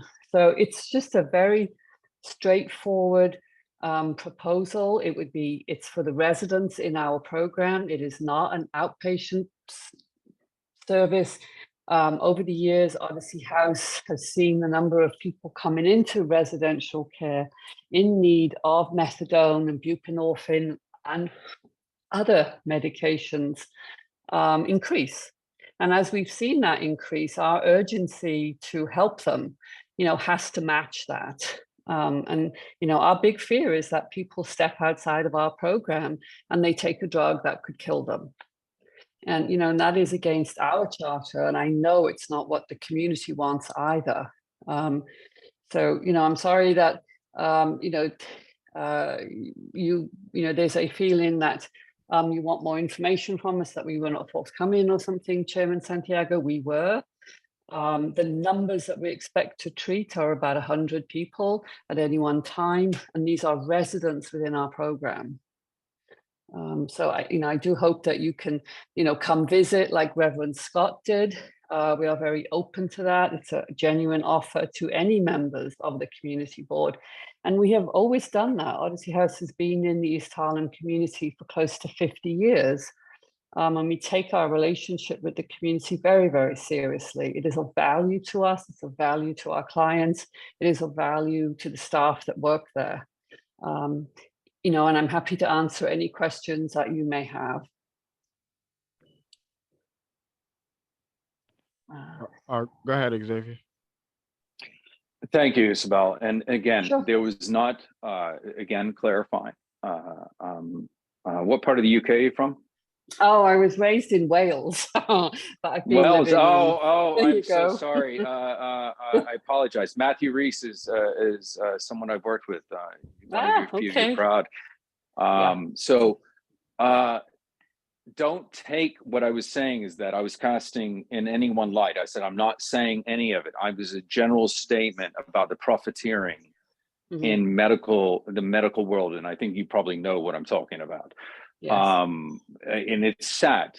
So again, this is not a necessary holdup because of what was presented. It was more that what was injected, and the board has a responsibility, which is why, back to number 3, the moratorium was passed, is to get more the good players and the bad players to the table. Those that aren't good, we're going to hold them and say, like, these players aren't doing what they're supposed to. And unlike previous administrations, the Adams administration is paying attention. The borough president is paying attention. They want to be curative in this approach, which is what I'm hearing from you. That being said, and I'm more than pleased. I mean, years and years ago, I'd done a tour, like back in 2015 or whatever it was. I'd be more than pleased to come back. And as I mentioned, I've told all of our chairs collectively, anytime you want to go someplace, if I'm available, I will show up. I'll be available. So you want me to rock up, I'll rock up. It's not about that. It's that we wanted to, it was an opportunity to get data to find out which, and again, in an anonymized set, which community members were having to go through that gauntlet. And that's what it is. Because I literally have spoken to so many people who've had been clean and then had one more run in them, and it was their communities of NA and A or what and whatnot who helped get them back on, right? The work that you're doing, the community you're building. So this was an opportunity for the committee to actually go do due diligence and find out, okay, which ones, okay, let's see if we can get partnership with Mount Sinai and say, hey, how many people are in the community that you're serving? We know people have to go where they can, and how can you lean in and be more holistic? So that's really what was this opportunity to take a bite of the apple. That being said, I still implore this committee to do its work and to actually investigate. And I prefer, rather than just acknowledgement, I would prefer them to do their due diligence and take a more finite form. That is my preference, because if we have this moratorium that's been in place, if we are going to say, hey, we're going to step outside of it for this reason, we have to be justifiable in it. Otherwise, it is no more worth its weight than the sheet of paper the ink exists on. Does that make sense? And your work with us will help that. Okay. I mean, I guess in terms of Mount Sinai, we cannot answer for them. Our clients, as I just sort of told you, and in methadone, they have to visit external methadone clinics, and Mount Sinai is one of them in the neighborhood. So that is when, you say it was injected. That's, I think somebody asked one of my colleagues, where do people go right now? That would be one of the methadone clinics. And those people from Odyssey House that go there will come back to us. So they would no longer be at the Mount Sinai Center at their methadone clinic. They would be in the Odyssey House internal residential community, internal. So, that is, and as you say about, moratoriums and what it is you want to achieve in the community, we understand that, that you have, you want to keep your community safe and you want to provide the quality services that you already have there. We see ourselves as a partner in providing services that are a place of healing. Not a place that brings burden to the community and doesn't do a good job with the people that need our care. So the moratorium, I don't really have a position on. I think that is something that other people are going to discuss. We don't feel like it really is referenced to the program that I'm talking about, because this is not a new program at all. It is just an extension of our existing services within our residential program. Just you understand, I'm sure, that methadone is so heavily regulated that we have to go through this process. But it is not about bringing additional people. It is not a new program. It is really an expansion of what we're already doing. I mean, if that sort of clarifies for people. Yeah, and just so the committee, real quick, Isaac, I think it's because it is an additional service that's provided within an existing program. And that's why that Boolean phrase was there, because of the past experience. And again, I want everyone to have historical context. I wish Nilsa was on this call and a few others, but it's important for institutional knowledge. And again, this is why de Blasio wanted to term limit board members, because that institutional knowledge actually gave weight. So because, say, for example, CCHP, which is in the community too, that's a very, very small portion of their line items, methadone treatment. But most people get alarmed with that. It's because of that. The reason that moratorium was crafted the way it was, the resolution was for that specific new or additional services. That's all. But what I'm hearing from you is that and again, this is from the last meeting, you and your colleague said, well, Mount Sinai. So again, it's an opportunity to figure out how can we be more holistic as a board, because although your focus is that, which is your internal client Process. patient process. I'm trying to be sensitive in the language, patient client, however, Okay. Yeah. how do you refer to those in intake? It goes all, we range from client, patient, consumer, participant. We use a lot of different words. The participants in your program, I like that, it's more neutral language. Yes. That the participants in your program, who obviously you want to heal, we all want to see that the end result of every individual who steps in this neighborhood in need. However, again, that was brought to this committee, and it's important for us to use that opportunity to get information. So I again implore this committee, and I appreciate you being here. And I would implore this committee to get more information and then take a better line than just acknowledgement. I'm not going to put my thumb on this scale whether to yes or no, but more than just saying, hey, you presented, because you're here. I would prefer, if we're going to not dance around the line, but actually say we are doing this because of X, Y, and Z, versus just saying, yeah, they came by. Because for Oasis, that gives them an opportunity just to rubber stamp things down the line. It's not to say anything for you, but this is for them to understand as a committee. It's important, if we're going to take an opposition to an existing position that took 10 years to craft, we know why we're doing it, and it's justified. That's all. Okay. So I appreciate you being here, and I would love to take a tour, and I'd be more than pleased to do it next week if you want to. I'll send you my email and privately in the chat, and I'll come take a tour next week. Okay, sure. Thank you. Okay, I'll send you and then Robin, please. Would you mind with Robin going first? No problem. You're muted, Robin. Oh my gosh. Thank you. I'm going to address them both as well. Having sat in when we were in person in multiple meetings where community came in and almost got into fights because of the things we're talking about tonight, I take it very seriously too.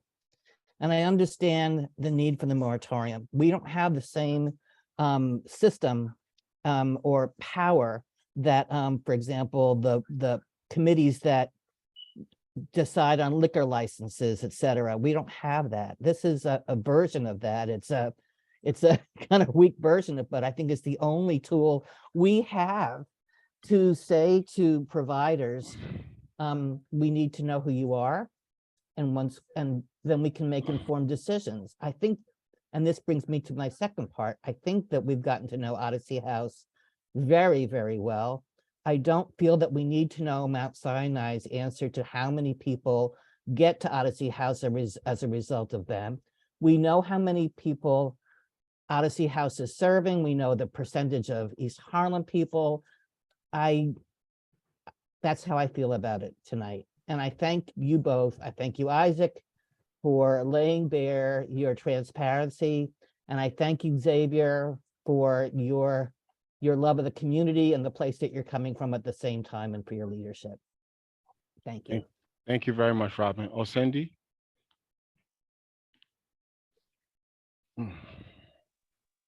Thank you so much, Chair. I really appreciate it. I wanted to start with thank you so much for your presentation, for laying it out there, for, as you said, the line on the sand. It's very difficult to sit here sometimes and to listen, especially when the perspective from the person that's speaking is limited or has a very different perspective than yours and a different lived experience. And the things that they say are hurtful. Some people aren't aware of just how powerful their words can be. And I'm grateful that you have chosen your decision and your place as chair of this committee to really give us an opportunity to be vulnerable Thank and you. to acknowledge our place within not only the committee, but as individuals who are connecting and attempting to help bring people reprieve from the hardships that we are encountering as a collective. I'm grateful that the Odyssey House is providing services. As my time here on the board, I've been on the board since 2020. And I came in during a very challenging time, during the time that services were shutting down and they were not available. So a lot of people were left out and about without resources, and interacting with people on that level every day. And then coming onto the committee and listening to people disparage and other them, I started to feel like it was very personal. So it's okay for us to be passionate about things. It's okay for us to come on this committee and express how things are affecting us, because that is part of the work. So again, I'm very grateful for that, and I'm grateful for the services that Odyssey House is providing. As for the moratorium, because I saw a lot of the organizations and service providers claiming to be providing services that they weren't, taking funding, grants, and a whole bunch of other uh, resources that were available for the community. They were taking it and using it for other things.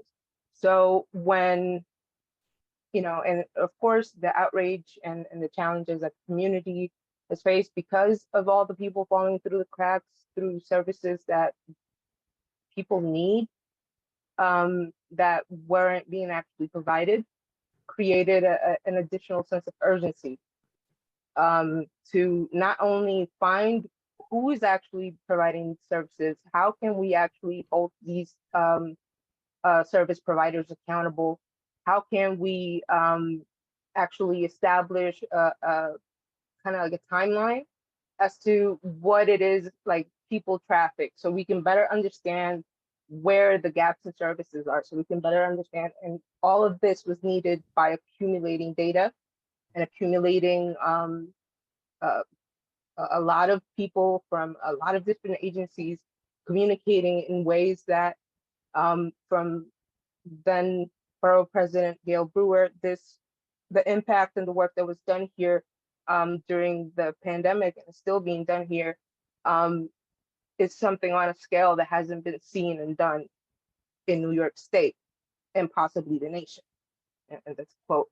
So we should be proud of all the work and all the volunteer hours and all the services and hours spent speaking to people and listening to people, so we could have a document that represents the challenges that we were facing at that time. So because of that document, because of the moratorium, we were able to have enough power to say, look, these are the people that aren't providing the services. This is where the money is going. This is where the people are. This is where the gaps in services are. These are the challenges, and this is how we're going to solve them with A, B, C, D agencies. So, and I agree with you, Isaac. The language is very limited, and I hope to work with you in actually remedying that and actually updating it. As for a point that you brought up earlier, how can someone come in and ask questions and interrogate, these service providers? How can we build a relationship with them on that level? We need to ask the hard questions. We need to ask the uncomfortable questions. We need to put ourselves and advocate for the people that are afraid to show up and are afraid to ask. So if we're not willing to ask those uncomfortable questions to the people that are supposed to be giving us services and providing that we are paying for, whether it's, through our taxes, through any funding that comes in through the city, state, federal, etc. We're paying for these services, so we are allowed to hold them accountable. And this board, this community, with that moratorium in 2021, created a pathway of, you have to speak to us before you implement drastic changes that impact so many of us. Here's the data, here's the information, et cetera, et cetera, et cetera. So we need to look towards the future. What kind of impact are we looking to make? What kind of influence we're going to be having and making on our communities as a whole? And I hope I'm around to figure that out and to create something beautiful. So thank you so much. Thank you very, very much, Cindy. I appreciate your feedback. I do want to clarify that the point that I'm trying to make with folks, interrogating, that's the only question people are asking. No one asked any questions regarding anything people are talking about now. Folks are now talking about humanity, but those are not the questions that are asked when the people come before us. Folks are only asking about all of these interrogating questions, and that's what I'm talking about. So yes, we should ask hard questions, but they don't have to be they could be the first few, but they shouldn't be the only questions we're asking. I think that it's just if all we care about is who you serve, and if they in this community, then that shows the service provider that we only really care about people in our community, if we care about anybody at all. So that's, but I'm with you. We're all on the same page. I think the other thing I want to just be clear, and I'll reiterate, is that the moratorium document resolution that we passed, again, was an unenforceable document. It did get a lot of attention, and folks were able to use that as leverage and as a data point. I don't know how much we were able to say you have to do stuff before stuff is implemented, because people are still implementing programs. But it did, to the point Andrew made to me, was that it did get Oasis more on the board of making sure that they have people come before us so that we are aware of it, and it's not just stuff popping up in our backyard. We still, it'd be good if we had. I don't want to say that, but that I just wanted to clarify that, because I was under the impression that I wasn't, but I was. Like, I knew what it was, but the way people talk about the document, they talk about it like it actually has power to do something, and it did not. And it was a lot of our advocacy with the document as a source and a reference that helped us to get where we were. It wasn't, the document is poorly written, and folks talking about we were trying to get resources with the thing. It doesn't have any language on there about resources. It states the first page and a half about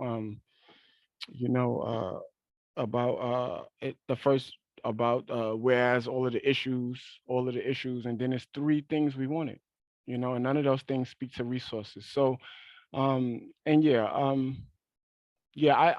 I would love to. I don't want to put people on the spot. But I would love to bring Andrew in the conversation. That would be real good. But I'll leave you alone if you don't want to come in. But Xavier, please go ahead.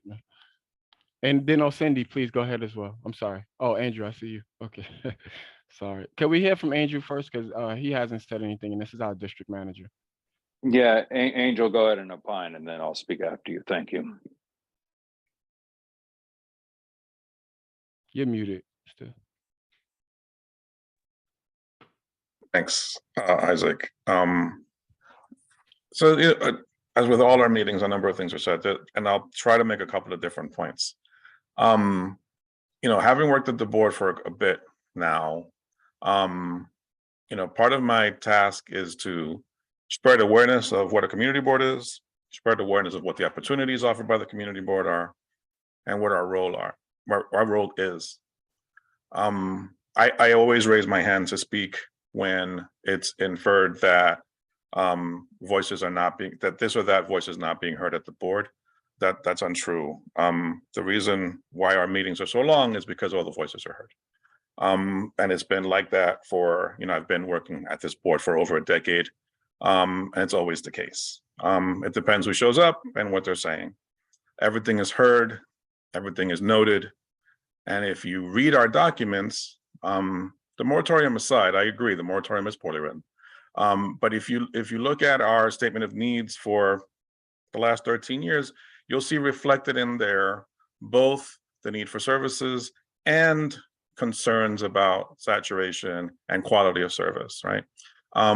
One of the intentions with the moratorium, right, because it's not perfect now, it was atrocious when first drafted, was trying to suss out what can we find positive via this tool, right, this statement. Because at the time, the conversations with the agencies were not happening. So in part, yes, if OASIS is being responsive and ensuring that, you know, that service providers are coming to the community board when they're looking to expand or, you know, or add a new service, that's great. But it's also our responsibility to always be engaging with all the community stakeholders. And that hadn't been happening, right?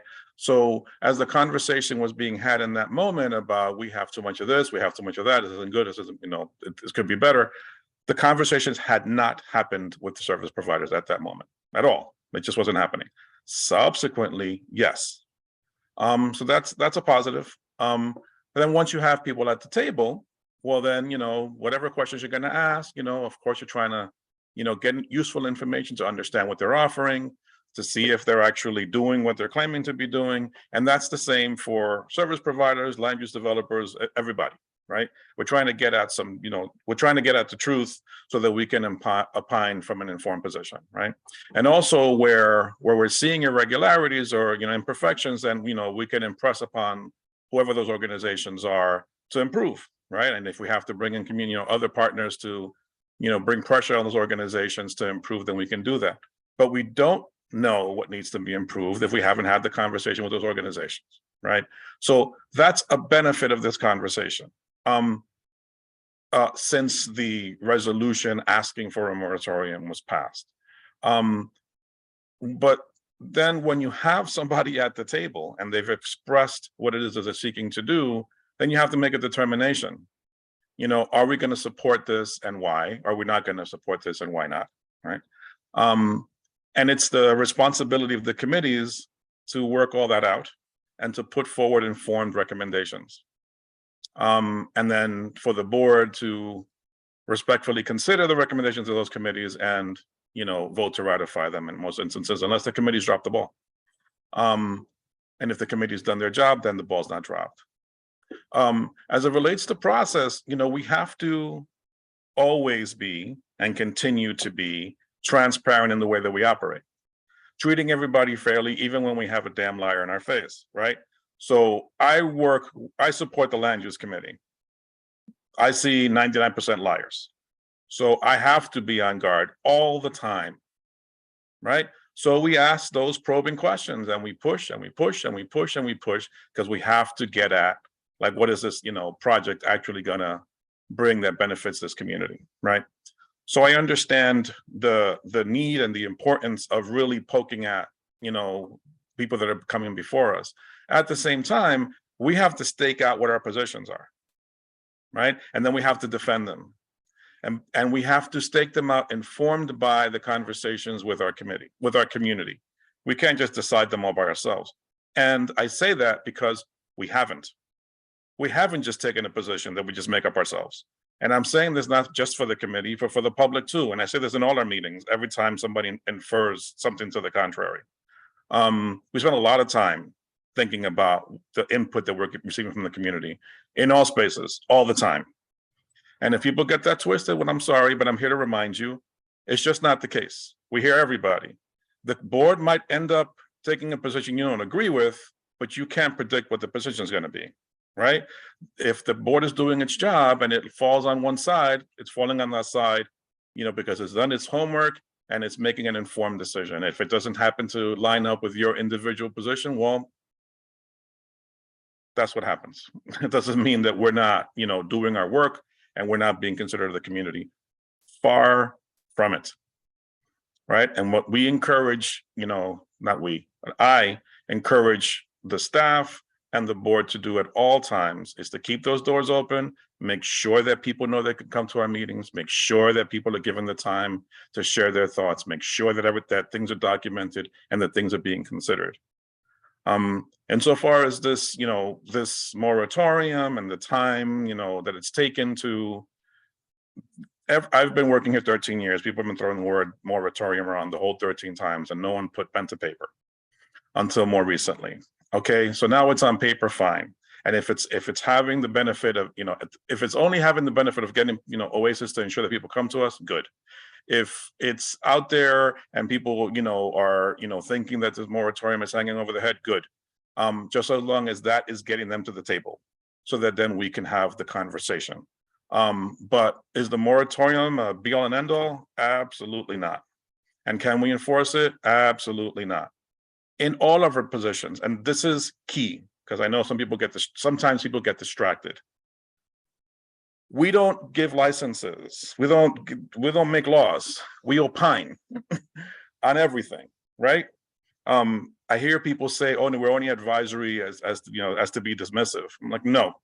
Our positions are valuable, and time and again, when we've staked out a solid, thoughtful position, and we have advocated for it after staking out that position, I cannot tell you the countless different occasions where we have influenced policy time and again. But if we drop the ball, if we're not on it, then others are making the decisions for us. I'll stop because I tend to ramble. If there's something else specifically that you wanted me to speak to, Isaac, I'm happy to do it. No, I think that your voice as our district manager was perfect in setting some things straight. Thank you very, very much. I appreciate it. Sure. Xavier, please. Thank you, Angel.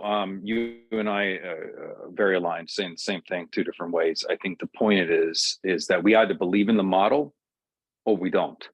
And when I talk about abdication, and like Angel said, we stake out a position, it's valuable. And I'll give you a case in point, State Liquor Authority. It is important when they come for a renewal and actually for the initial license, they want to know what our input is because they take it seriously more than most. But to the moratorium point, this has actually been a useful tool that has allowed groups and encouraged or enforced, whatever language you want to use, to come before us and present. Previously, they had not done that. And they can choose to do so at their own fate. But regardless of the situation is that it wasn't perfect. And the very first iteration, our previous chair tabled that one that was passed by the committee, tabled it, said, go rewrite it, do a little bit better. It's still not perfect, but that's why I said at the beginning of the conversation, it's a living document. And it allows us to stake out the position. So when we go into those spaces, whether you're a committee chair, executive leadership chair, vice chair, you can go into the room and say, listen, we have staked out a position. It's informed by the community. And this is where we stand. This is our line. And we're asking you to respect it. So please come present. And as Angel noted, more people are coming to present now. That's a good thing. We have to then, as Cindy said, we have to have those hard conversations. It's not going to be easy. Land use, we're having, in some, I used the phrase once, massage, muscle, cudgel. You have to be on your guard because they'll try to slip one through. But sometimes when we're having those sticky conversations, case in point, Sendero Verde, how many lines of affordability do we have? That building's online. 50% community preference, multiple lines of affordability. So again, our positions have weight and value, and it's important in this conversation that we lean in. So if this committee wants to do some revisions, please, by all means, chop it up, make your asks specific, as Cindy said, and others have said, and I constantly stated, the data asks have to be there because that's going to inform our positions down the road. That allows us to empower one another and to actually ask for those resources. And to the point, the statement district needs and budget, April going to have Metropolitan actually come and present, wanted to get it on this agenda.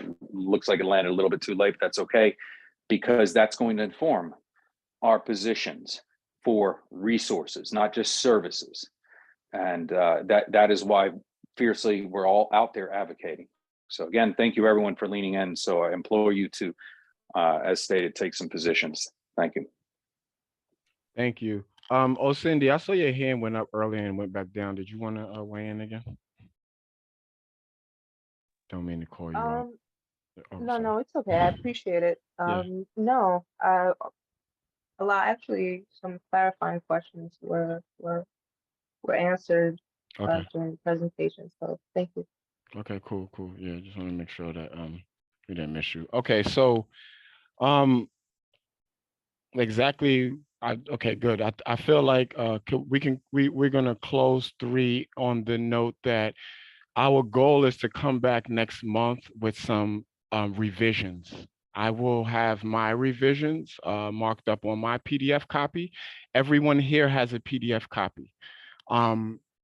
Please use the information that was given to you today via my presentation, via the committee chair, via the district manager, via everybody who says something, and let that influence your mock-ups or at least your edits that you plan to make. And on the floor next month, I would like to draft something, and I would like to, I do agree, like I said in the beginning when I gave the presentation, the fact that when Angel let me know that it did put pressure on them, that was like enough for me, because it showed that it has some sort of leverage, and I, so with that in mind, I think that if and I agree with you, Angel, I've seen that as well, like the positions that we take, they have led to clear policy changes, and that's why I'm so adamant about us not writing up something bad again, because at this point we don't want it to land in a bad way. But it's a different time. It's so revision is in order. But I would love if everyone on the committee came with some thoughts on revisions. If it didn't just fall on the lap of 1 or 2 or 3 committee members, that would be helpful. I know we're not a big committee, but if everyone could try to give some revisions, something, I don't know, whatever it is. Maybe it's just data that you have. You want to bring that to help support an argument. That's good enough. You don't have to make a statement, but any information that you can bring to strengthen this document for us to our next meeting will be and is greatly appreciated, so that we can get right into it, and spend more time editing, what we want to actually say, Yes, I see your hand again, Xavier. Oh, that was an old hand? No, it's not. Just a reminder to the committee that the moratorium expires this month. So it's important for us to do the work. However, I would recommend that if you are going to do edits, why don't you have it dropped into your Human Services G Drive as a draft and allow people to make comments that will make it more efficient for your next month's meeting. So that way everyone can discuss and have reviewed it in advance. That's what we've done in the past with several housing resolutions that were passed to put a moratorium on rent during the pandemic. That's how Jeremiah and many of us on housing had worked. So that is my recommendation to this committee. It will make for a smoother meeting. Marlene, is it possible that I'll share you the folder that I'll make for the April meeting minutes? Is it possible for us to get? I can actually do it myself though. Or would you? How would you like to do this? Because I do like to share a document where people can comment on and weigh in on. You could do it, no problem, but we can discuss that tomorrow. Okay, in cool. terms of the administrative stuff that you would like to help with, no problem. Cool. Thank you very much. Mhm. Okay, so with that being, oh yes, Andrew, please. So sorry. I just wanted to take this moment to remind all board members, including public members, that you all have access to the board member team drive that's being referred to here. So if you just search for the Human Services and the board drive, it'll show up. And if you need like a quick link, just poke me and I'll send it to you. But you all have access to it with all the tools that Google offers and all that stuff. That's it. Poke. Yeah. Now in the email. All right. So with that, I am going to close our discussion on the moratorium. Is that a lay hand? I'll entertain lay hands. Ms. Ramos. Hi, is it okay to speak now? Please. Okay, I'm not a member of this community board, but I wanted to thank everyone that's on it. I've been trying to attend regularly the community board meetings because I hope to one day be a part of the community board. And I remember the very first meeting I attended was the January 9th one, and it was the one where with the exponents letter. And I remember my first thoughts thinking when most of the questions asked were how many people were from East Harlem. And my first instinct was to think that when people are in recovery, seeking recovery, you normally go out of where you're at to find. So to me, that just, it didn't sit right with me, but I'm glad that I kept coming back and that I came back to this meeting today and I'm learning a lot more. And I was curious as to, I'm not sure if you could answer this for me, if the methadone for Odyssey House, if it's for their inpatient, it's for residents, and it's going to help them so that they don't have to leave. The whole point of residential, so you don't have to leave to go out because that puts them at risk. Why does Mount Sinai, is it because of Oasis that you need Mount Sinai's numbers because it's going to take away from their numbers now because they're going to lose clients? I was curious about that. And secondly, I know that how do you become a public member? Because I was looking on the website and I couldn't figure it out. And I've asked several people in several different meetings that I've attended and they've all given me different answers. I was wondering if there was any clarity on that as well. So I'll try a few of them and I'll let other folks weigh in on some of the public member stuff. I'm gonna leave that for you, Angel. Okay. Regarding the people, places, and things, yes, it is ideal that you don't get services or rehabilitation in the same place you live because it's usually a trigger. So that is why I brought it up, because it's not ideal that people will always be seeking recovery where they live at. With respects to the moratorium specifically, Xavier, you should probably answer the question she asked about needing the numbers from Mount Sinai. But Angel, could you answer the question about the public member, please? Sorry. Sure. So there's two different ways that folks can be members of the board. One, there's full membership, and that's subject to an application to the borough president's office, which I think is open for the next 4 days. Public membership entitles the individual to be a full member of a committee of the board. So for example, you could apply to be a public member and you would be appointed to the Human Services Committee. Those applications are subject to review and appointment by the board chair. But then once you're on the committee, it's the same rights as anybody else. You just, as a public member, would not have the right to vote at a full board meeting. But at committee, all the questions, everything like everyone else, just not a full board. And the application is on our website. I'll drop a link once I finish talking in the chat here. But if you don't grab it from here, if you go on our website, under the main menu, there's a page on how to become a member. And in there's links for the full membership, as well as the links to download the application for public membership. Thank you so much. Thank you. I really appreciate it, everyone. Thank you. Yes. Thank you, Cynthia. You feel free to submit an application. We'll have a meeting. To answer your question, it was more that was put into the conversation, and we've been asking for accountability of all of our providers, good or regardless. And it was an opportunity to engage and actually get more updated data, because it's been well over a year since they have presented or close to it. And it's important because things have shifted as DOH, MH had released the report on overdoses, which we still remain number 5, which I think previously we are 4 or 6 when the previous iteration. So it was important to find out how we were working together and how we were able to find pathways for people to heal, but also to the accountability components. It had less to do with the revenue line item and more to know where things stood and getting data, which is crucial to our success and healing. So that's really where it was. It was more that was pushed forward. That's it. So it's incumbent upon us to investigate. Thank you for answering that.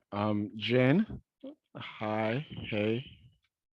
Hi, yeah, I just have a quick kind of comment and something as we're thinking about the moratorium, and as we ask, the number of people that are being served in East Harlem. I definitely understand folks maybe not wanting to be served in their micro community, but also wanted to note that distance from treatment is a big factor in continuing treatment.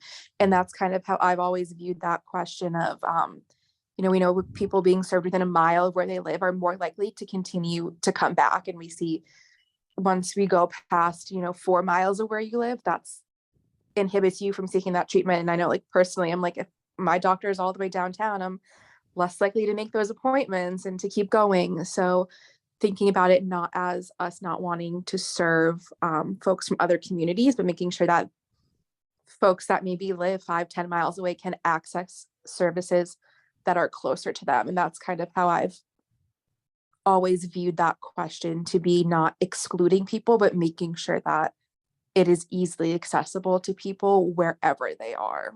Yeah. Thank you so much for saying that, Jen. Thank you so much for saying it.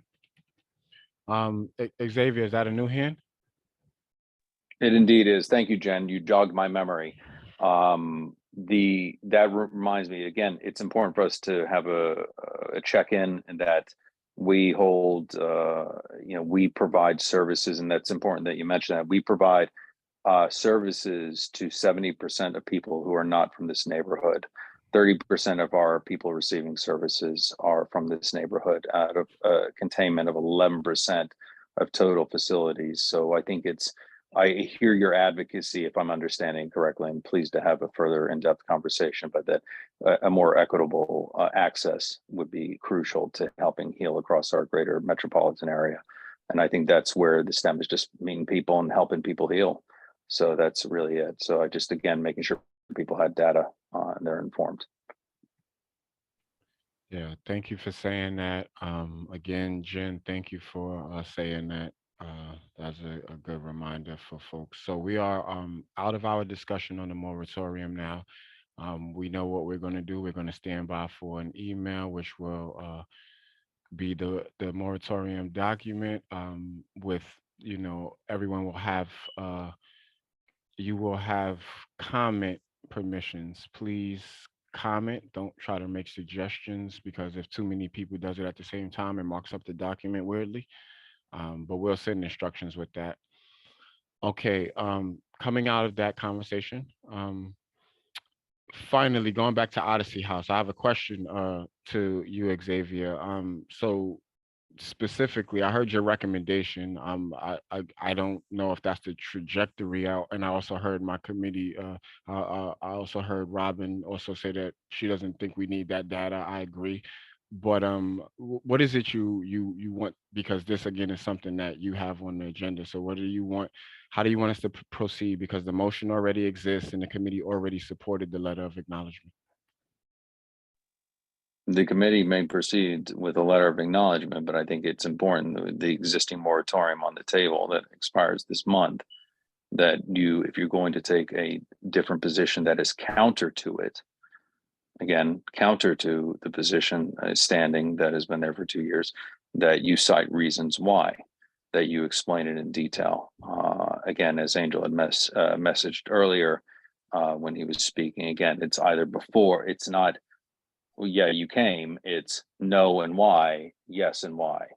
It's when we take a position, we explain why. And if that is contraindicated to a pre-established position, explaining that why is important in the process. So that is the recommendation for the committee to discuss versus just an acknowledgement. And this was expressed by our previous chair, Nilsa, and saying that rather than just being a simple checkbox, if the committee should take a more finite position. Okay, so are we, because I heard the committee say that they didn't need, and if other committee members raise your hand if I'm speaking out of place, but I don't think any of our committee members said that they wanted to go that route. So when you say move forward with our letter of acknowledgement, how do we do that?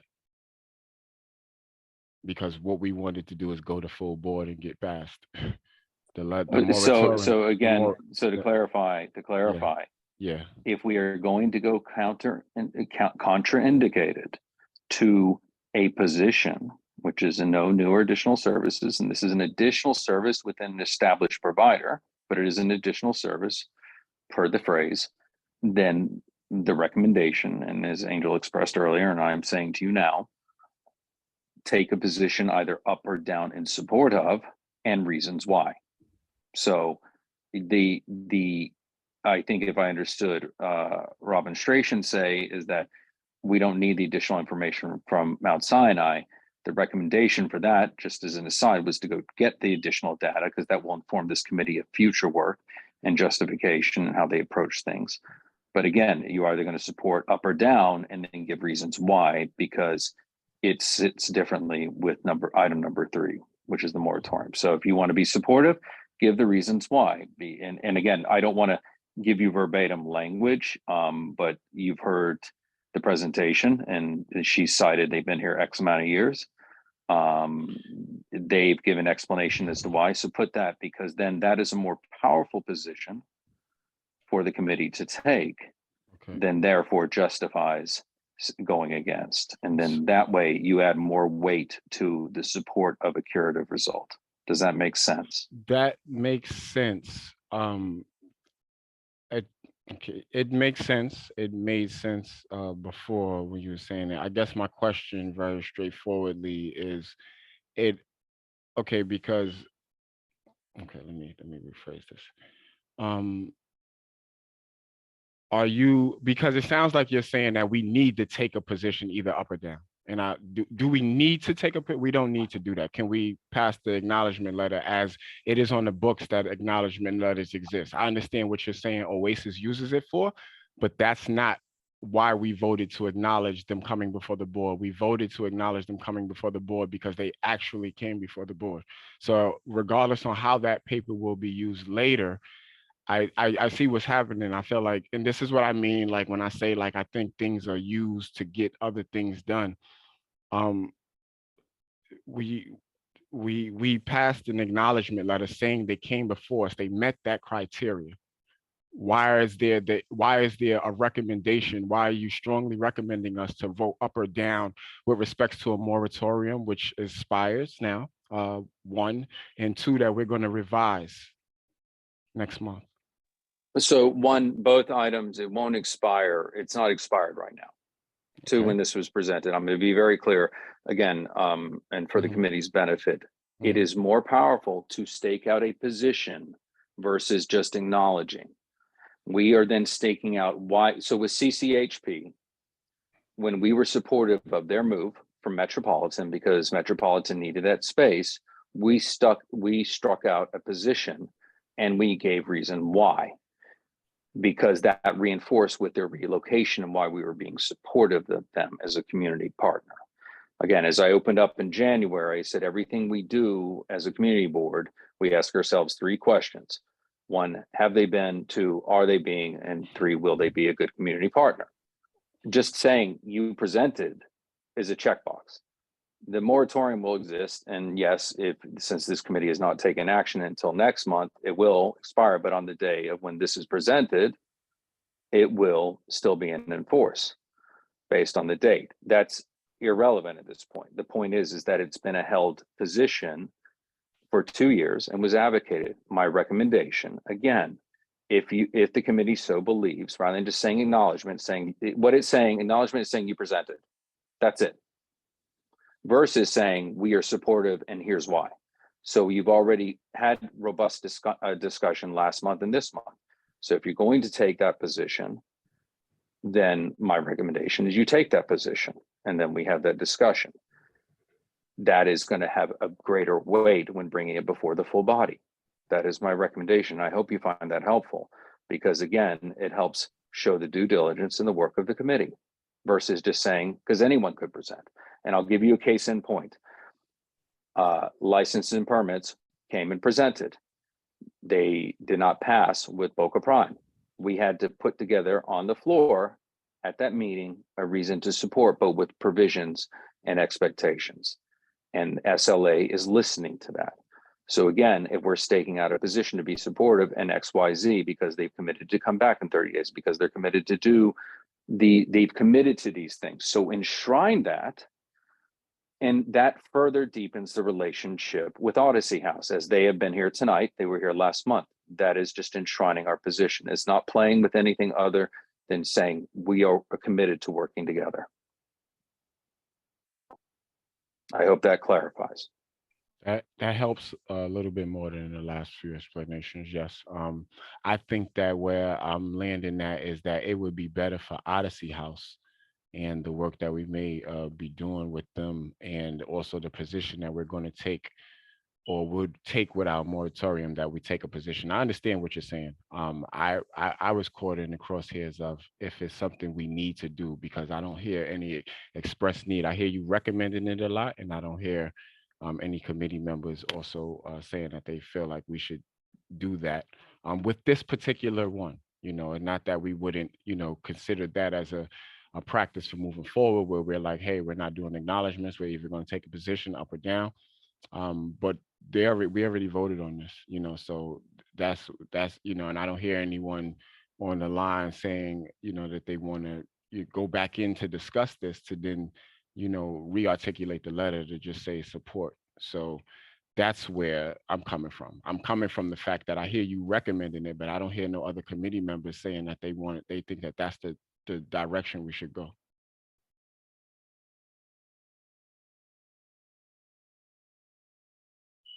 April, please. Hi, sorry, I'm off camera. I'm with a little one. Yeah, so, and I'm also sorry, I was excused for last month's meeting, so I wasn't here for that discussion. I'm also sorry for my terrible metaphor, but listening to, Xavier talking about putting strength behind taking a position, I kind of think about it as, when you tell someone or someone tells you that they love you, and you acknowledge that and you say, thanks for saying that. It's very different than putting intention and action in your response and saying, wow, I love you too, and this is why, or I don't love you, and this is why. So again, having unfortunately not been a part of the discussion last month, I did read the minutes, but I think there's always greater benefit in doing more than just acknowledging, and really in taking a position and thoughtfully saying, we've considered it, we've really heard you. Because I think it just takes that listening and that learning and puts it into action, and having a decisive, definitive opinion more than just receiving information. And I guess I think that is ideally a lot of our work, is to listen and to learn, and to look at the data and listen to people, and then make recommendations and make proposals and make definitive action. So yeah, I don't know where that, I guess, leaves us for tonight, but again, I'm sorry I didn't vote on the acknowledgement, but I would say if we have opportunity, if we have time and space to, even if it was on our own time and coming back to it next month, but taking more of a stance either way, that would personally be my preference. Thank you, April, for weighing in. It's really important that I hear from other committee members. I want y'all to know that I'm not going to just make a decision just because. So I do need feedback from people. So thank you, Robin. Thank you, April. Thank you, everybody who weighed in on this. Any other comments on this? Robin, what you thinking about? I'm thinking that we should go ahead with Odyssey House and give them what they want, because I think they've come to us and given us what we asked for. That's what I think. I don't think that learning that they get clients from Mount Sinai changes that. That's really how I feel. Yeah. And I think if we're stuck on the fact that the moratorium was about new programming, I don't see that as new programming. It's not. New programming. It's a new drug. So I would encourage us to think about saying yes to a letter to support Odyssey House. If that's the we could just take that position on the floor now and just re-articulate our letter of acknowledgement as a letter of support for Odyssey House. Yes, but I'm out of words. I'm sorry. No, you're good. You're good. Okay. Is someone off of mute? Can everyone mute themselves? Yes, please? that was my husband. Oh, I'm that's you. Oh, no, you're good. You're good. So I don't want to see, everyone was here last month, and except for you, April. I don't know how. I would hate to put this back on the agenda for us to have to talk about again. I would be willing to entertain a motion on the floor right now to what would it be, to revise the letter or to just submit a new letter? It would be just a new letter of support. What would it be, since we already passed the letter of acknowledgement? Or what Marlene? Kind of talking to you. What are you thinking? Oh, I don't think Marlene's there. Okay, I don't know if Marlene heard me, but Cindy, go ahead, please. I'll come back to Marlene. Thank you for that. I appreciate it. Okay, so we've already established and voted on giving Odyssey House a letter of acknowledgement for the changes that they want to establish. Again, I don't see it as a new service either, as it's already part of the programming and it is part of the services that they provide. And it would actually limit, footwork from one location to another, for someone who may be very vulnerable during that time. So I don't understand. Are we about to draft an additional letter for them, or is this just part of the challenge and the issue that was presented and kicked back from the full board? So thank you for that. Nothing was actually kicked back by the full board. It was the chair's decision to table it. So the full board never saw this. So this has only been something that has existed at our committee level. Yeah, so now we are getting and hence my hesitance to just say yes, let's do that, because I didn't hear from you all. So that's the question that I asked just now. Can we just re-articulate the one we have to just say a letter of support, or are we like consolidating? What's that? I was kind of asking Marlene that, but Xavier, you're on. Isaac, yeah. asking? I was sorry. I was asking you about just this. If we vote on it on the floor now, since we already voted on the letter of acknowledgement, can we just update the language in our letter of acknowledgement for a letter of support, if that's what we so pass? The last vote says acknowledgement, like it was for a letter of acknowledgement. It was not in support of the new program. So yeah, like do another vote on the floor for support this time. For support. And the language. So let me just chime in for, again, I really like the way April put that. It was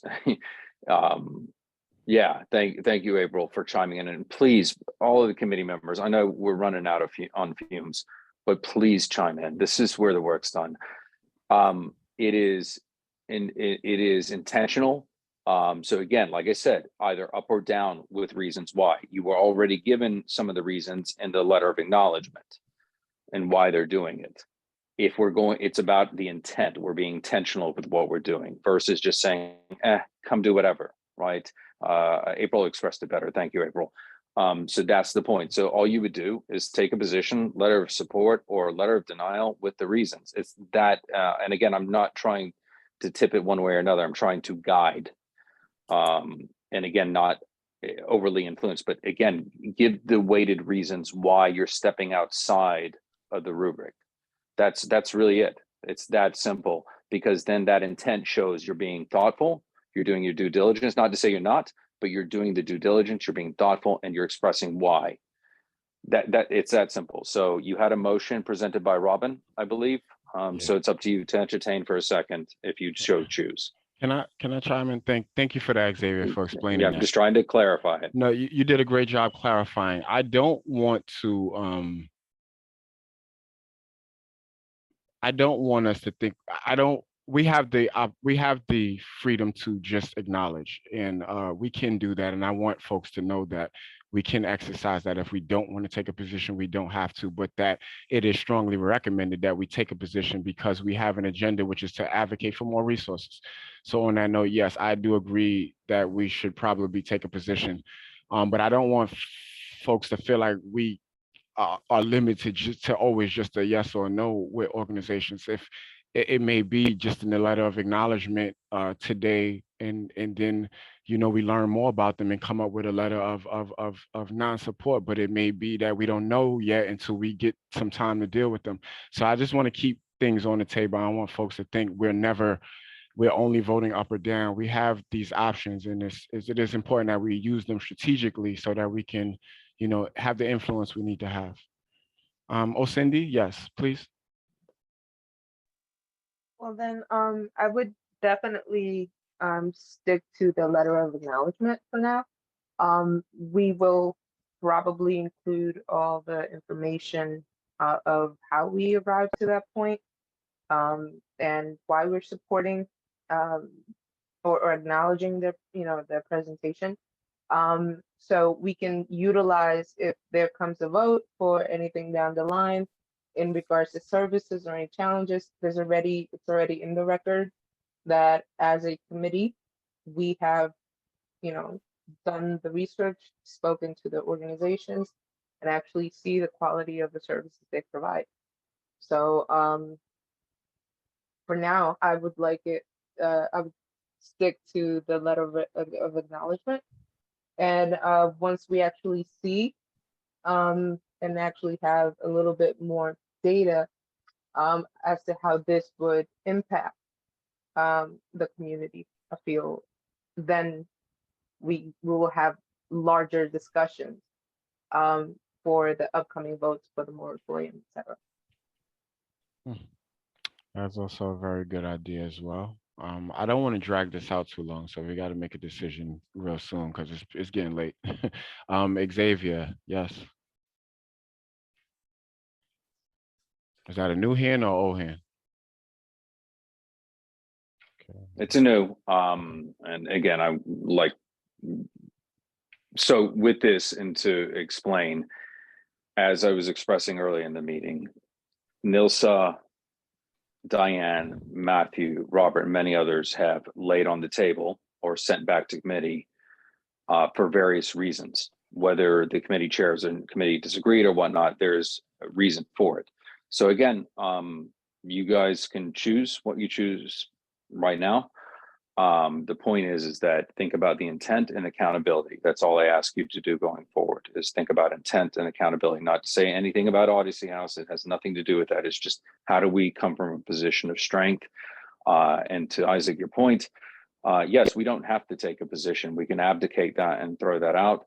The OTI presentation we had at Public Safety and Transportation, we could have taken position to either say yes, no, or we need more time.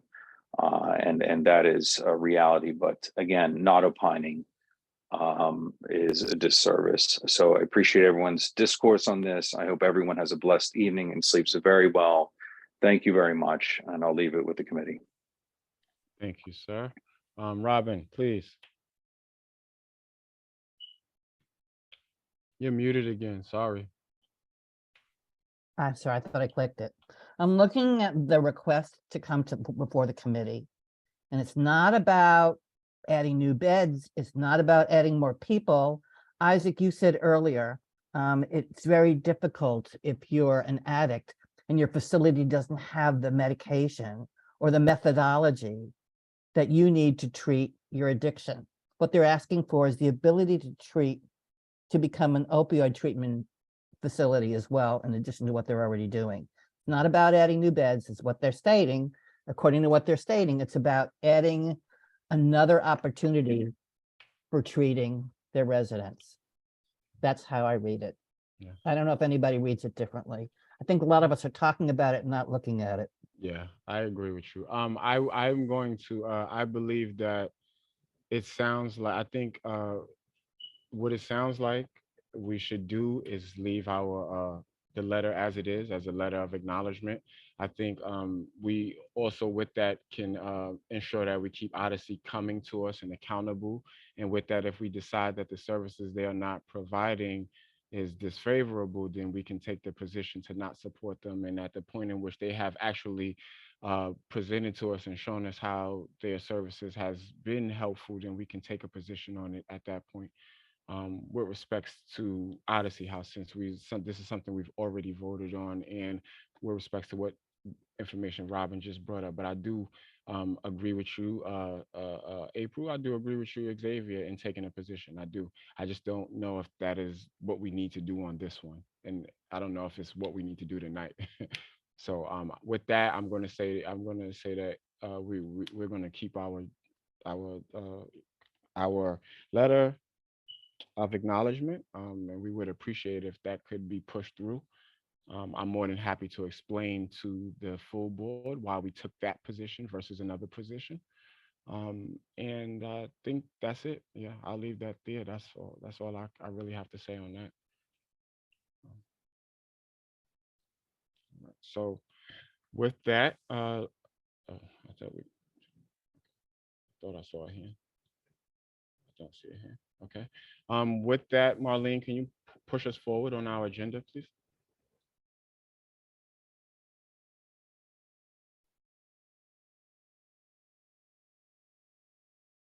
Any new business? No new business. Felt like this was all new business.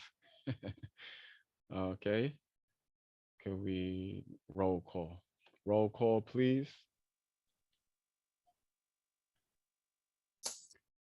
April Autry, Present.